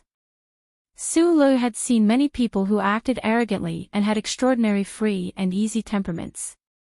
For example, Lin Banshan, who broke out of his family and treated the tradition of aristocratic families like broken shoes and built a good place for himself in the Jianghu. For example, the madam who hid behind the curtain and made waves in the Federation. For example, the uncle who dared to fight to the death against the glory of the charter. However, after hearing these words, he was still fiercely shocked. The tone of the tiger of the West Woods was very calm. He was not arrogant but indifferent. However, there was an unquestionable confidence that came from his bones. Where did this arrogance and free and easy come from? Absolute power leads to absolute authority. Su Lu silently thought of this sentence. He was somewhat moved by the middle-aged man's temperament, but he did not think that what he revealed would really be the history that was about to happen. According to the logical judgment of his engineer mind, he did not think that the Federation would make a move against the Zhong family again. This was because it did not fit the current situation. The war between the Federation and the Empire burned like wildfire and would probably invade the Empire's space next year. In recent constitutional years, the Federation government and the 7 major families had always carefully maintained a certain balance and harmony. How could they be the first to instigate internal strife in the Federation before the Great War? It had to be known that the Zhong family of the West Woods was an extremely important part of the Federation's strategy. In this part, stability was always the overriding political need. He spoke frankly of his judgment. After a moment of silence, Zhong Suahu, who was drinking and eating, replied with a smile, Our family is always different from the other 6 families. Was it because the Zhong family had always held military power in their hands? Su Lu sank into a certain kind of thinking that he was not good at. I've always had a good impression of Mr. President. Although I'm in the Joint Chiefs of Staff, I'll never be able to be like those shameless government officials in the remote Joint Chiefs of Staff. I'll never be able to show admiration on my face like a mistress looking at her lover. There was still no expression on Zhong Shouhu's face as he said, The government of the Federation is not the embodiment of the collective will of the people, nor is it the embodiment of the will of an excellent politician who is born with a small probability. Instead, it is the embodiment of the collective will of a large group of people who have vested interests in the government. The bureaucrats and businessmen who control the media and finance, who are good at manipulating elections and instigating public opinion, are the mainstream of the Federation. No matter how clear-headed and calm President Pobre is, he is only one person. At most, he can influence the people around him or the young students in Linhai province, but he doesn't have the power to change the direction of the Federation's history. I can even be sure that once he tries to change these things, he will immediately step down. Zhong Shouhu looked at Su Lo with a faint and mocking expression, as if he was looking at the young students in Linhai province who were full of a sense of justice but could not find a specific solution. Su Lo thought of the role played by Ma Chou in the last presidential election, the role played by Shi Qinghai and himself, and the dark deals and disputes behind the scenes of the election. He could not help but fall silent and acquiesce to Commander Zhong's opinion. Suddenly, he was a little worried about the president in the capital ring, because he knew that the president with a dark complexion was not a politician who was willing to go with the flow. That's all for these matters. Zhong Shouhu rubbed the wine glass with 3 fingers and said directly, "Next, we can talk about the increase of the military's right to speak in the Federation's political structure with the appearance of the Imperium, and the necessity of dispersing the military." Su Lu was already very used to the rhythm of the conversation between big shots like Commander Zhong. He was used to them rudely and straightforwardly ending a topic and starting a new one. However, when he heard this series of questions with a strong academic tone, his face naturally flashed with a stunned and depressed expression. Zhong Shouhu looked at him mockingly, drank the wine, and said with a slightly hoarse voice, "This is a joke." "Oh." Su Lu shrugged and quickly replied, "Maybe the central computer can hear it." "This is a very cold joke." Zhong Shouhu raised his eyebrows and said, 2 soldiers with a huge difference in status, age, and experience were having a late-night conversation with red soup, tender meat, and strong wine. Regardless of whether the joke was cold or not, the conversation continued. The most wonderful thing was that both parties seemed to be somewhat comfortable in the conversation. Commander Zhong was the son of an aristocratic family and a top student in the first military academy of the Federation. When he grew up, he led millions of troops on the western border of the Federation and fought against the Imperium alone for more than 10 years. His life experience was very rich, and his words were naturally powerful. Su Lu was an orphan of the miners in Donglin. He had only completed 6.5 years of national education. His dream in life was to work with machines, but his life was quite exciting. Plus, his uncle had once forced him to read silently in the university library for several years, so he could be considered a scholar. Most importantly, his temperament destined him to be an excellent listener. For example, Zhou Yu, Shi Qinghai, and Jian Shuier had already proven that. The topic moved away from the heavy politics and conspiracies to the folklore of the various regions of the Federation, the people, the history of literature, Schiller's plays, and the eccentricities of George Carlin. Suddenly, the conversation became much more relaxed. Su Lu listened with great interest to the middle-aged man across the table with a trace of domineering criticism. From time to time, he would add in a few words. It was really like 2 scholars holding a glass of wine and talking about what difficult books they had recently read. The night gradually deepened. The pot of red soup had not yet dried up, and the fireworks outside the window had long since stopped. Only the slightly cold wind kept blowing through the pitiful glass that no longer existed, brushing against the 2 people's faces and arms. In the end, the topic naturally moved to the matter that concerned the entire universe the most at present, and that was the war. The 2 men's voices did not become passionate because of the alcohol and the life and death on the front line. They calmly and seriously discussed the war on the 3 fallen planets. One talked about the type of formation he had commanded more than 90 divisions to surround the 3,320 planet. Another talked about how he had led a small team to cross a small river. Another talked about the strategic intentions of the Federation that had been planned for a long time and analyzed how the Emperor of the Empire would respond. Another talked about how he had drilled the recruits in the barracks, wondering if this would annoy their old father. Like the morning sun and the morning dew, like the emperor and the farmer, the difference in status between Zhong Shouhu and Su Lu was too great. The level of the topics they talked about was too great. But strangely, because of a very delightful mood, Su Lu was not willing to be a listener. Instead, he earnestly shared his own views. Su Lu was very excited to have the honor of discussing the macro and details of the war with Commander Zhong. He was able to look at many things in the past year from a different perspective. It was a very rare opportunity to listen to the powerful Commander-in-Chief of the Federation talk about the intentions of the commanders in space with the tone of a commander. Zhong Shouhu, the legendary warlord, the local tyrant of the West Woods who killed without blinking an eye and ignored the laws of the Federation, was not as cold and terrifying as the people of the Federation thought. Instead, he was more like a young scholar who was thin enough to live in a cramped university dormitory. He was angry because he did not achieve what he wanted and did not have a girlfriend. Su Lu stared with his somewhat drunken eyes, holding the wine glass tightly, trying to catch every word in his ears. Such a clear thought appeared in his mind, and he knew that this would be a conversation that he would remember for the rest of his life. Perhaps it was because he had drunk too much wine, but Su Lu somewhat inappropriately mentioned the illustrious achievements of the Iron 7th Division on planet 5460. It was because he had drunk too much that the cold and arrogant Commander Zhong did not care that the boy opposite him was obviously poking at his sore spot. He said indifferently, "Du Shaoqing is a smarter pig."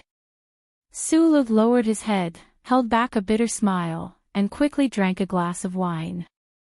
If the Imperium can't break through the 2 warp holes in a day, they will have to drift in the universe for 6 or 7 years before they can reach the West Woods if they want to attack the homeland of the Federation. The Federal Army is more advanced than the Imperium's bastards from head to toe. They are waiting for the enemy to arrive. How can they not win? The Imperial Expeditionary Force is just a bunch of tired bastards who came from afar with a few crappy guns from 6 or 7 years ago in their hands. No matter who is on the front line, if they can't win against the enemy, then they are stupid pigs. Commander Zhong looked at Su Lu and said, "Even if you are in command of the Iron 7th Division, you can still win." Su Lu raised his head and subconsciously touched his nose. He could not help but sigh softly when he did not notice the ugliness of the 2 holes facing the sky. He had no reason to like Du Shaoqing and the Iron 7th Division, but when he thought of the fierce battle he saw on the front line and the heroic achievements of the Iron 7th Division, he felt that Commander Zhong's evaluation was a bit unfair. After a moment of silence, he said, "The Iron 7th Division advanced the fastest on planet 5460. In fact, the Imperial Expeditionary Force has been in the West Woods for decades. Not many people can defeat them so quickly. If the transfer of the Iron 7th Division to the front line was the most troublesome thing for Commander Zhong, then the fact that Su Lu mentioned was the heaviest part in the hearts of all the soldiers and people in the West Woods." Zhong Suahu was not angry. He said calmly, "The people of the Capital Ring have always complained about the West Woods. They think that we have not driven the Imperial Expeditionary Force out of the West Woods in the past 10 years because the West Woods Military District has failed in its duty on the battlefield." Su Lu seriously looked forward to the other's answer. "We have indeed not done everything we can to liberate the 3 fallen star systems." A complicated emotion appeared on Zhong Suahu's face. There was a bone-chilling coldness in his mockery. "In the West Woods, from me to the most common homeless man on the street corner, we are not willing to sacrifice too much for the Federation, or to be precise, for the slogan of the Capital Ring. This is not because we want to hide any real strength, but because, from the moment the Empire invaded, we have been the ones sacrificing. When the Empire came, it was the men of the West Woods who were fighting. The Empire was crippled, but the Federation was not willing to support us to win the final victory. Because there is an old man who thinks that the Federation needs to keep those bastards of the Empire to train his troops. So the Federation resolutely and coldly carried out the Westwood strategy of taking turns to fight for more than 10 years. Zhong Suohu looked at him. There was a faint storm in his calm eyes. He said word by word, taking turns to fight on the land of the Westwoods people? This, based on what? Hearing the words, old man, Sulu was shocked into silence. He did not know what to say.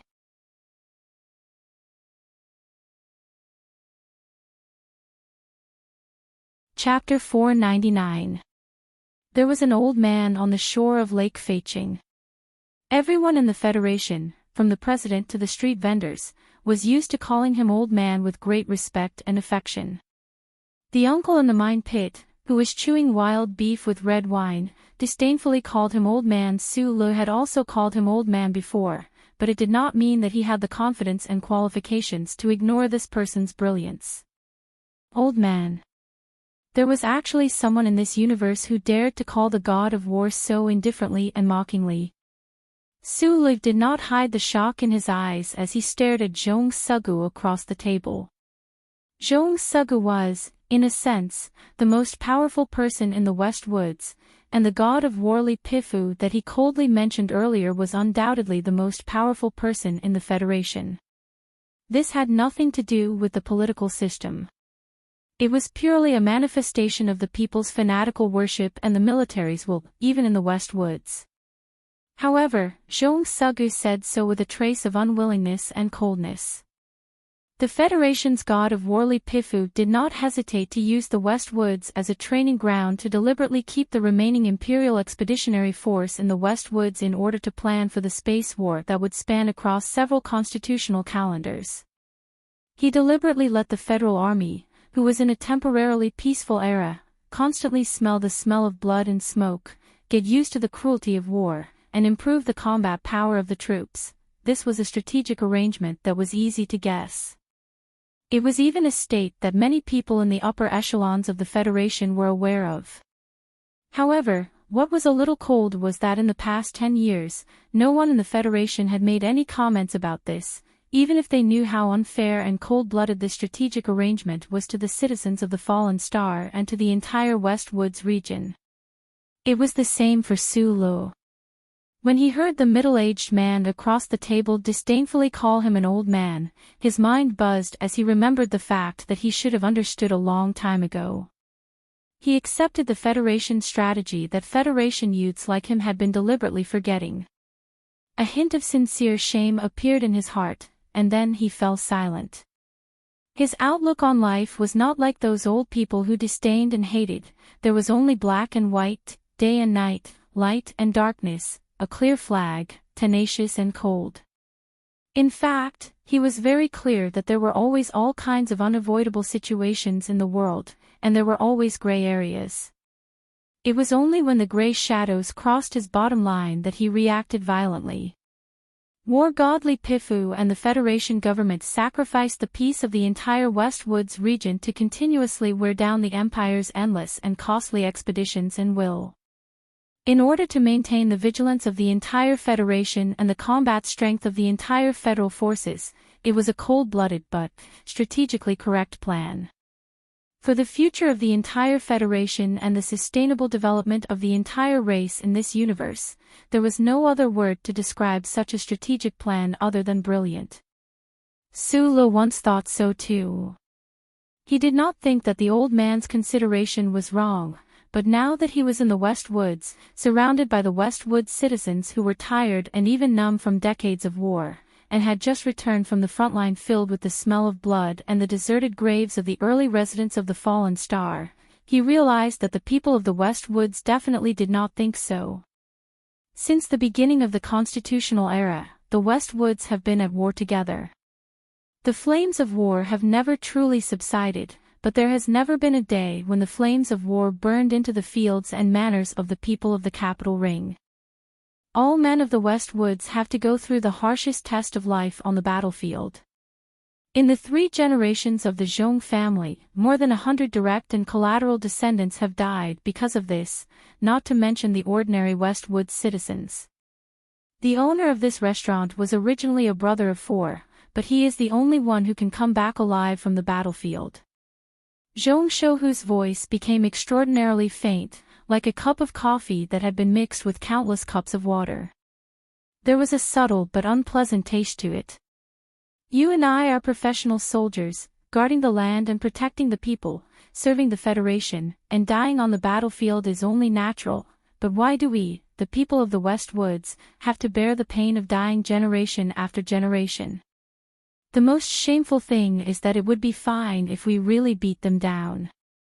With the bravery of the men of the West Woods, do you think we can't chase those bastards of the Empire out of the planetary system? But, the people of the capital ring aren't willing. Zhong Shouhu's lips curled into a deep mocking smile, but it was not clear if he was mocking himself for backing down back then. He said, war requires logistics and resources, not just the money and love donated by the people of the Upper Woods. Those can buy a good life, but they can't buy true victory. The Federation government doesn't give us these, and we have a serious shortage of energy supply. How can we fight? He looked at Su Li's slightly lowered eyes and said in a low voice, in the end, the government is still worried about feeding bandits through war. Continuous aid will fatten the Zhong family, the biggest, most arrogant, and most shameless warlord in the universe. Especially that bullshit round robin. Zhong Shouhu's eyes narrowed, and coldness gradually filled his eyes.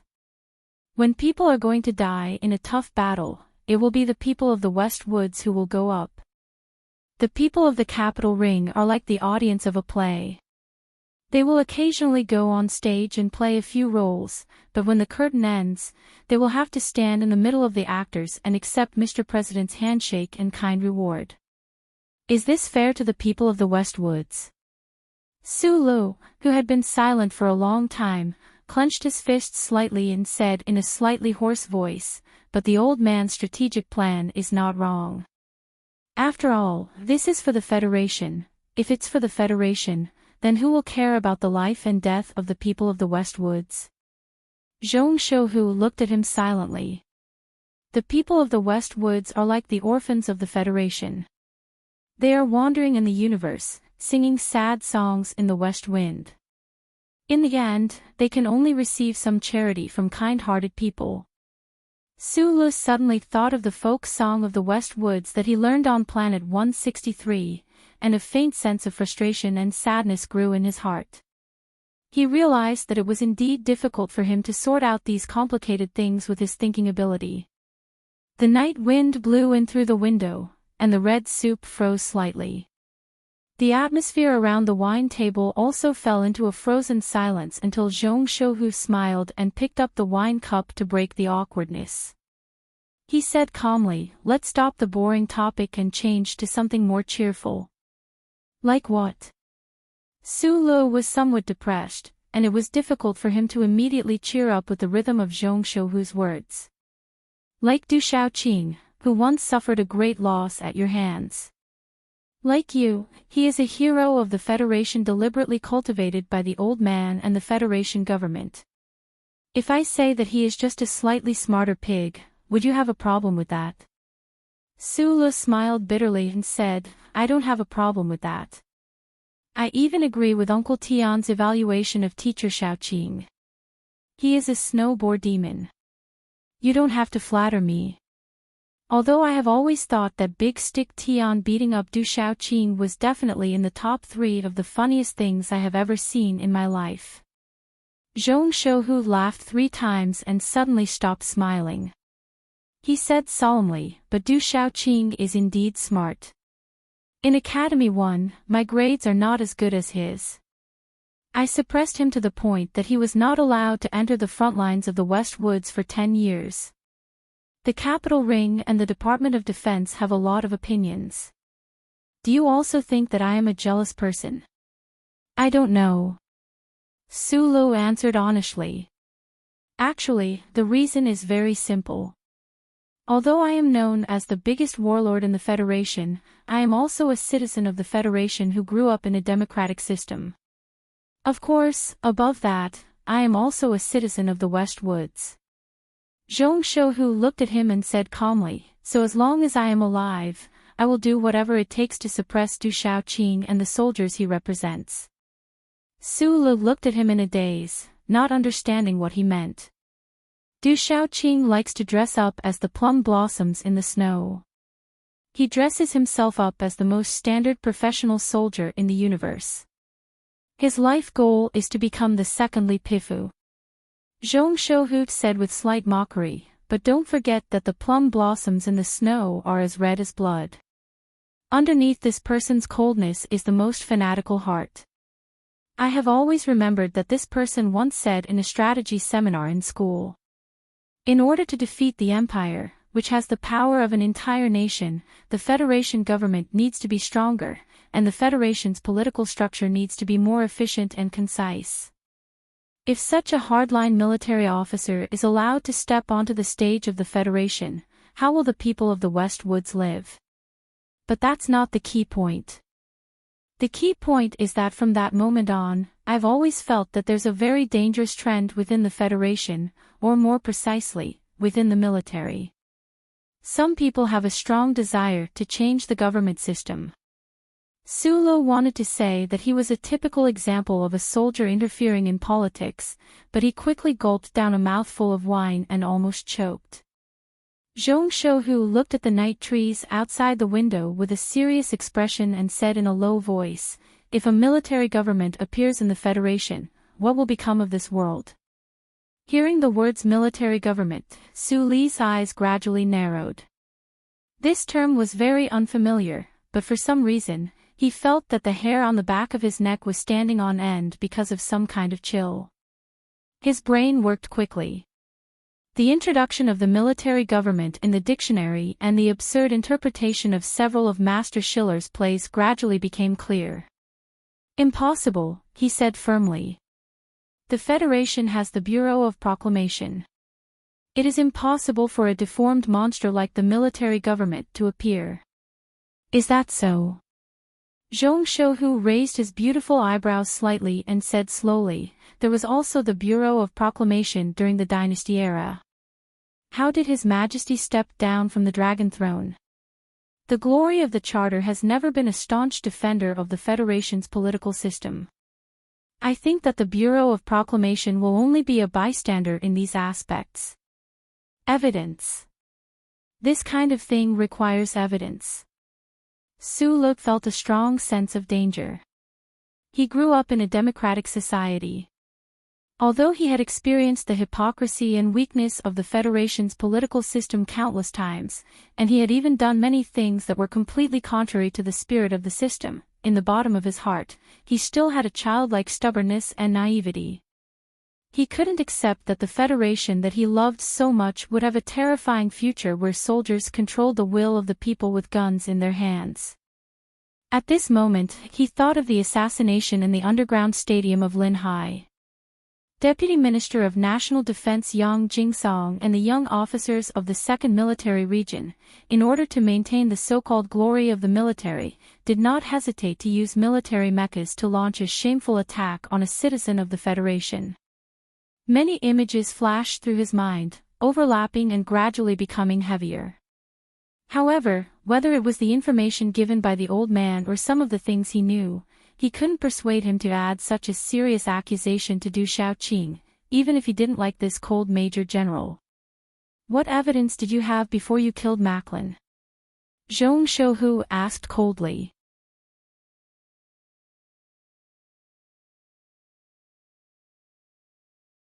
Chapter 500.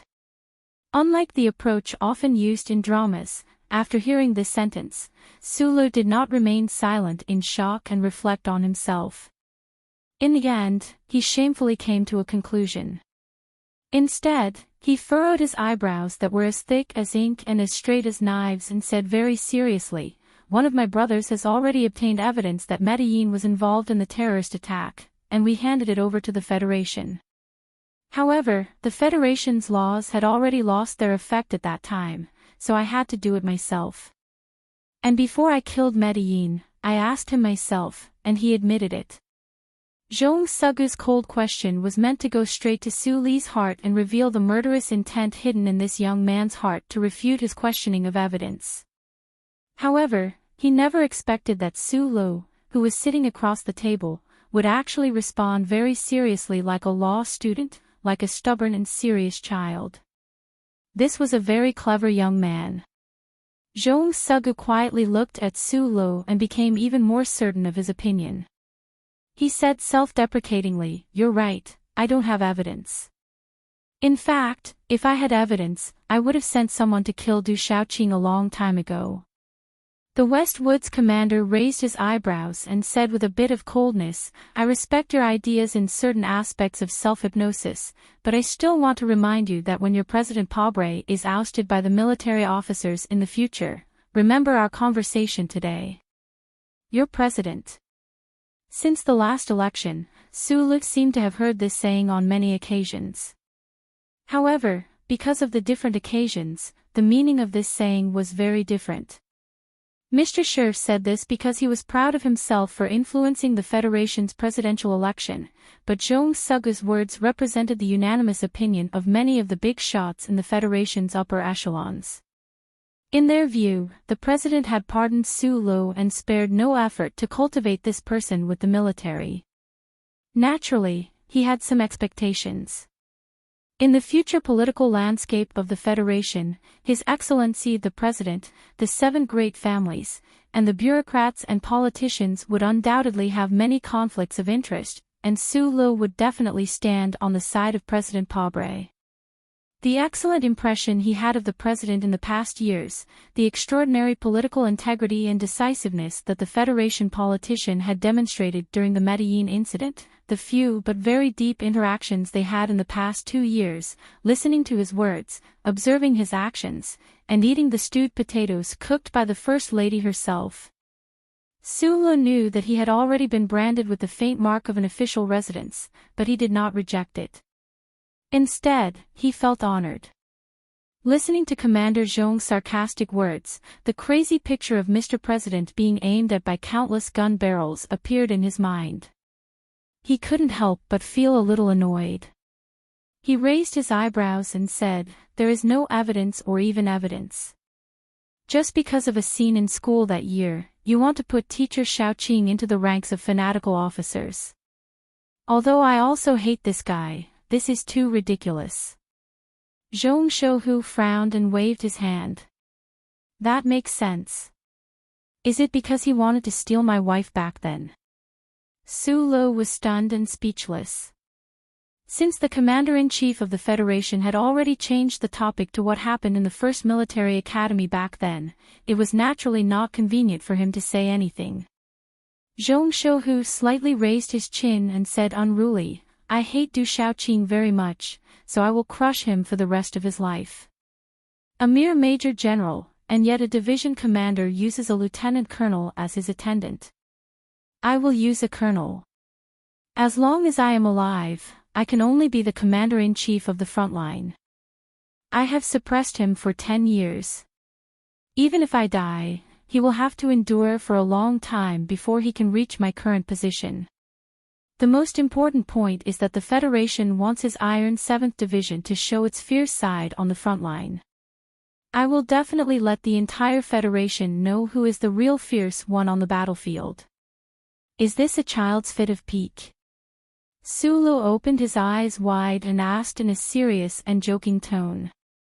"This question that seems interesting to me but seems boring and childish to you ends here."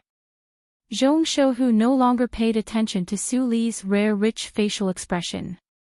He opened the 3rd bottle of wine on the table and poured himself a cup. Then he asked thoughtfully, "One last question. When do you think the war between the Federation and the Empire will truly end?" Hearing this question, Su Lu slowly straightened his sweaty body and looked at the other party in surprise. How could a war that had lasted for almost 100 years end? This was a question that seemed to be more macro and complicated than the universe. Facing the hundreds of millions of vicious and cruel invaders of the Empire and facing the crazy and warlike Emperor of the Empire, even though the Federation had always held the strategic initiative, no one dared to say when this war would end or how it would end. He had learned a lot about quantum physics from Professor Shin, and he had also been exposed to astrophysics before. He knew a lot about this materialistic world. However, when he heard this question, he still felt that Commander Zhong was probably too drunk to discuss what should have been discussed in the Federation's joint staff meeting with a lieutenant colonel like him. Zhong Suahu looked at him with interest, waiting for his answer. Under this kind of gaze, Sulu had no choice but to think very seriously and give an absolutely sincere answer. Only after the Empire is driven out of the West Woods, and then the Federation forces enter the Empire's space sector and annihilate its basic forces, will the Empire suffer so much that they will never dare to start a war again. Only then can the Federation achieve true peace. Naive. Commander Zhong immediately commented without holding back. Sulu scratched his head. He knew that this idea was naive, but after the catastrophe, the Federation had been living and developing in this universe peacefully. Except for the pirates in Bermuda, they had never encountered any real war. In Schiller's script, all wars will end at some point. Those mythical kingdoms have fought absurdly for more than 600 years for a rose, but the war will eventually come to an end. That's a drama. Zhong Shouhu corrected him without holding back. Even if Schiller's description is something that really happened in history, it can't be used as a model. Don't forget that in those ridiculous Knights' Wars, the nobles on both sides only need to spend some gold coins to return to their hometowns. The ones who died were all farmers and hunters of the lower class. And the war between the Federation and the Empire is a war between races. Even prisoners of war rarely appear. From top to bottom, how many people have died and how much blood has been shed? Most importantly, our great war god of the Federation once killed their emperor with his own hands. So what? Sulu looked at him in confusion. The Emperor of the Empire maintains his rule because of the purity of his bloodline and the legitimacy of the so-called continuity of power. Whether it's the crazy Emperor now or the future Emperor of the Empire, because of these factors, they will definitely avenge the former Emperor who died at the hands of Lipifu. This is the so-called blood feud. You can also call it the vengeance of the world. Today, there are many problems within the Empire. The royal family and nobles can still hypnotize those lowly soldiers to charge into the West Woods without any regard for their lives. It's because of the absolute correctness represented by the flame of vengeance.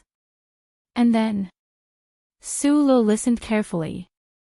This war will end unless the Federation destroys the Empire. But our system can't copy the British and rear their people like pigs and dogs, because in our society there is always the so-called universal humanitarian bullshit that doesn't distinguish between friend and foe. So the Empire's people will rebel, and we will continue to kill the Empire's people until they are all killed. Or the Empire will destroy the Federation and drown us in a warm water tank like fish. Other than these two situations, are there no other possibilities? Sulu asked, scratching his head. Yes. Zhong Suahu looked at the hopeful expression on his face and said mockingly, the Federation will immediately admit defeat and submit to us. Then, they will strip the war god naked, tie him up, and send him to the Empire's Tianjing planet for the Empire's emperor to hack into pieces. Sulu waved his hand in annoyance, indicating that this cold joke wasn't funny. With your intelligence, you should be able to tell that this is a joke. Zhong Shouhu continued his unrestrained mockery. Everyone in the Federation knows that this is a joke. The government and the military know better than anyone how difficult it is to end this war. They know that although the Federation is much better than the Empire in terms of economic and technological strength, to truly and completely destroy the Empire and bring peace to the Federation, a more powerful and efficient government is very much needed. But because the positions of the government and the military are different, they cast their thoughts in two different directions to solve this problem.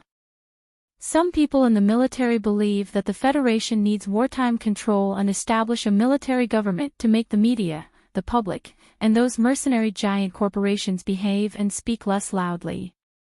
"You're back to square one again," Sulu said with a shrug. Zhong Shouhu ignored him and continued, "And the hardliners in the government believe that a powerful and efficient government capable of winning this war must dig out the abscess in the body of the Federation from its roots. That is, the 7 great families who have been standing in the shadows and watching coldly from the sidelines. Especially in the West Woods, the Federation government must have absolute control over this star sector. To control the Zhong family, they must eliminate me, which is why today's murder occurred. I admit that your analysis is very reasonable, but I want to remind you that the target of the assassination was me. Even if I was just a cover, I still can't believe it. If the mastermind behind this is the Federation government, why would they be so petty in their actions today? This is far from your reputation as the Tiger of the West Woods," Sulu analyzed seriously. "I have the same feeling," Zhong Shouhu said with a smile. "In this part of the universe, if they really want to kill me, the Federation government must send an army over. But I'm really curious, with so many pairs of eyes watching, who would dare to send an army to kill me, the commander-in-chief of the front lines?" After drinking, the two people at the table discussed the general trend of the universe in their drunkenness. Being blown by the night wind of the sunset state, they felt a bit happy. While Sulu was thinking silently, Zhong Shouhu had already stood up, picked up the general's uniform from the back of the chair, and put it on his shoulders carelessly. He staggered and prepared to leave. Sulu stood up to see him off and asked seriously, "Why are you telling me this?" Zhong Shouhu turned sideways, stared at the young man's honest and sincere face, and said, "Because you are Sulu." Sulu said, "I still don't understand." Zhong Shouhu held the general's uniform and was silent for a moment. His beautiful eyebrows raised slightly, and he said with a smile, "Because I admire you, a rare young man in the Federation, a silent rock. Although I am the commander-in-chief of the former enemy of the Federation, I am also in the mood to chat. It's just that I can't find anyone to talk to about these things."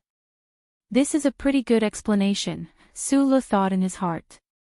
However, he couldn't help but feel that this conversation by the window and the pot was hiding a bit of autumn sadness.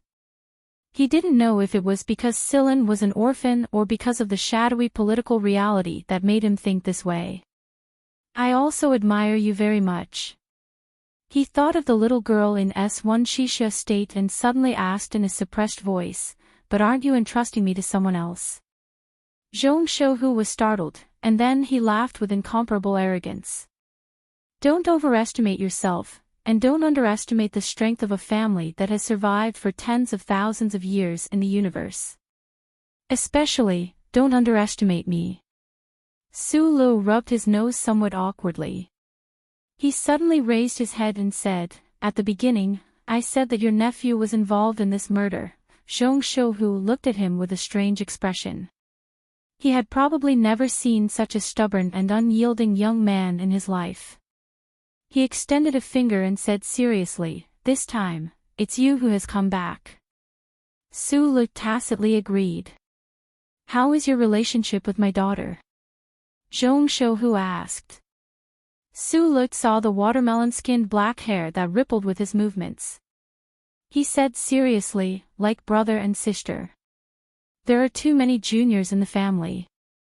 If my nephew isn't a bastard, what will happen to my daughter in the future? What will happen if I die? Do I really have to entrust you to someone else?" Zhong Shouhu looked at him calmly, then reached across the table and rudely rubbed Su Li's hair like an elder.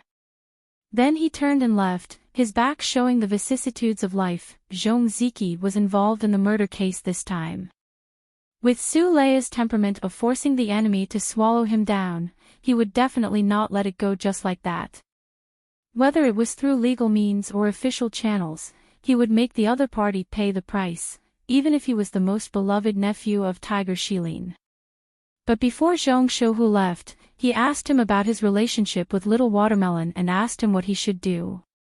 It was as if a bucket of ice water had been poured into Su Li's drunken head. Su Lu suddenly became incomparably sober. He finally understood why a person like Tiger Shilin would have an idiot like Zhong Ziki as his successor. A deep chill towards aristocratic family schemes took over his entire body. Walking out of the restaurant, Su Lu looked at the convoy disappearing in the direction of Latitude 2 district and couldn't help but shake his head. Without the accompaniment of liquor and red soup pot, the night wind in Sunset Province was a little cold. He immediately fastened the collar of his military uniform. The black car drove over like a ghost. Su Lu opened the door and sat in. He quietly listened to Bai Yulan describe the specific details of the mission and sincerely thanked her. The 7 groups of military vehicles that had been waiting for a long time also followed, closely surrounding the black car. They vigilantly started and drove toward the camp. Looking at the scene that he had long been accustomed to through the glass, Su Lu suddenly realized that he was no longer the poor mining orphan, nor was he the little gatekeeper of Yue University, nor was he the engineer who took the high-speed rail between the capital and Hong Kong. Although he was only a young lieutenant colonel, he already had a certain amount of influence in the Federation. He could even drink and chat with a legendary figure like Zhong Shouhu all night long. This conversation was extremely important to him. He, who was more familiar with machines and firearms, had never had enough acumen to see clearly the foggy political side of the Federation. Tonight, Zhong Shouhu's seemingly casual discussion made him suddenly see the light and understand many things. These and the last sentence made Su Lu feel that this tiger of the West Woods was indeed not an ordinary person, and he was definitely not someone he could compare to.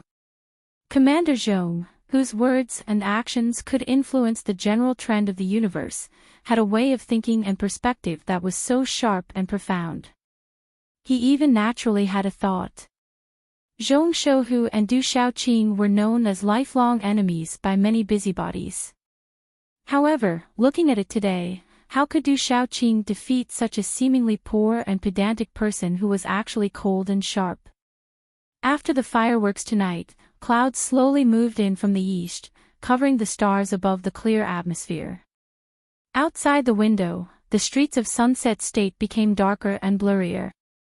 Su Lu tilted his head and looked out of the window like a statue. He was silent for a long time. He did not agree with some of Commander Zhong's assertions because there was no actual evidence. However, some of the things he had experienced in the past 2 years made him faintly feel that a dangerous thought was indeed emerging among the young officers of the Federation. This thought had not surfaced, but was only fermenting and brewing. Want to establish a military government? There was no such possibility in the Federation. After a long period of serious consideration, based on the clear logical thinking of engineers, understanding of the political structure of the Federation, and the 700,000-word First Charter, Su Lu made his own judgment. He sighed in relief, and his admiration for Zhong Shouhu grew even stronger. As the top of the privileged class in the Federation, the lonely tiger of the West Woods, this person was worried about the future of the Federation and sincerely protected the system of the Federation. How could he not be admirable? He thought of his friend Tai Ziyuan, who seemed to have the same excellent qualities. It seemed that there were good people in the 7 great families. It was just that Tai Ziyuan always had the bad aura of a crown prince. Sigh, young people, Su Lu sighed and shook his head. With the end of the arrest in Sunset State, the murder case officially came to an end. The West Woods military took this opportunity to purge the people planted by various factions in the capital ring on the main planet. A total of more than 70 suspects were arrested and were awaiting trial. Among these arrested suspects, more than 50 people belonged to the relevant departments of the government. The Zhong family of the West Woods sent the most powerful warning to the people of the capital ring in such a cold and brutal way. It must be mentioned that the name list and related evidence sent to Sulo by the Federal Central Computer played a significant role in this purge. Everything was calm.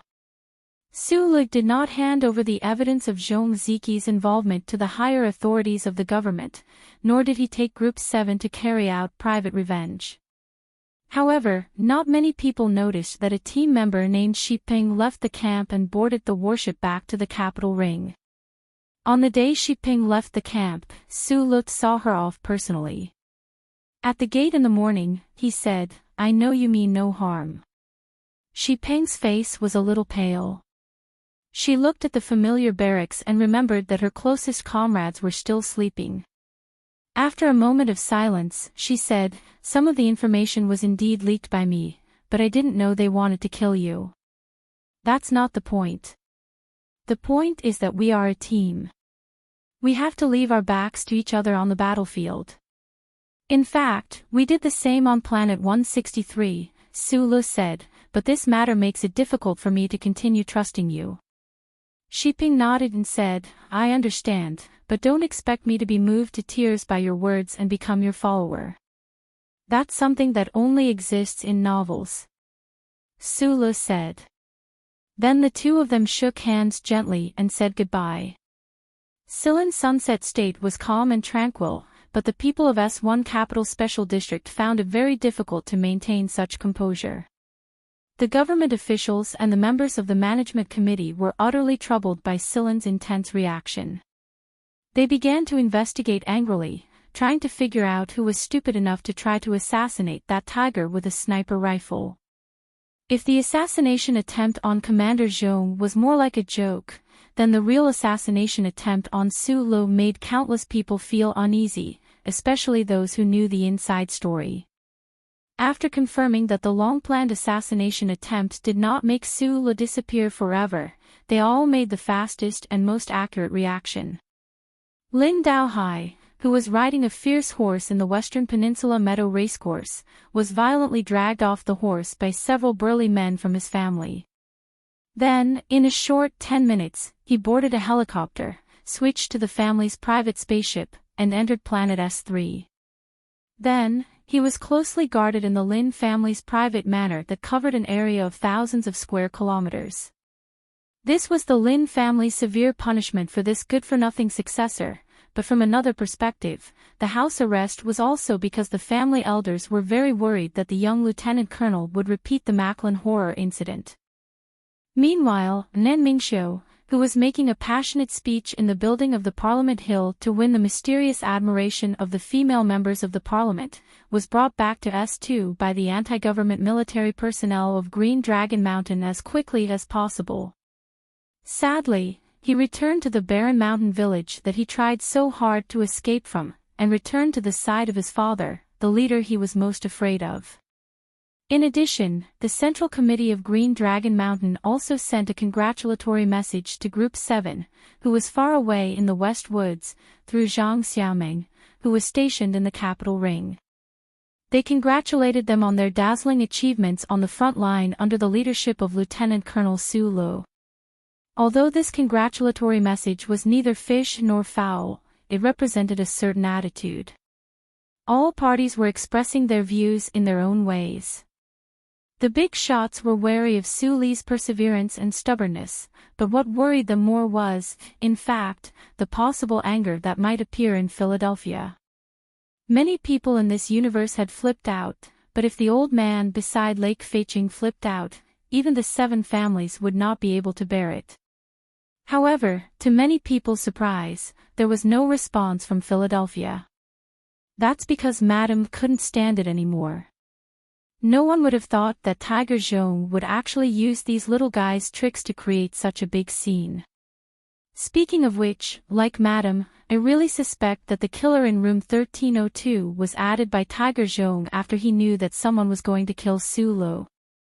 On the top floor of the headquarters of Sanlin United Bank, the skinny old man wearing a funny little hat sat in his exclusive chair. He looked at Li Shuzhu in front of him and said with a smile, "You did a good job this time. We are financiers, not killers. You know that the profession of a killer is always too dangerous. You're tuning into the LoveLore Library YouTube channel. We're so grateful for your support, and don't forget to subscribe to join us on this incredible journey through captivating stories. Your generosity through donations truly makes a world of difference, as it's the primary source of revenue that allows me to expand and enhance this channel for you. Thank you from the bottom of my heart for being a part of this adventure."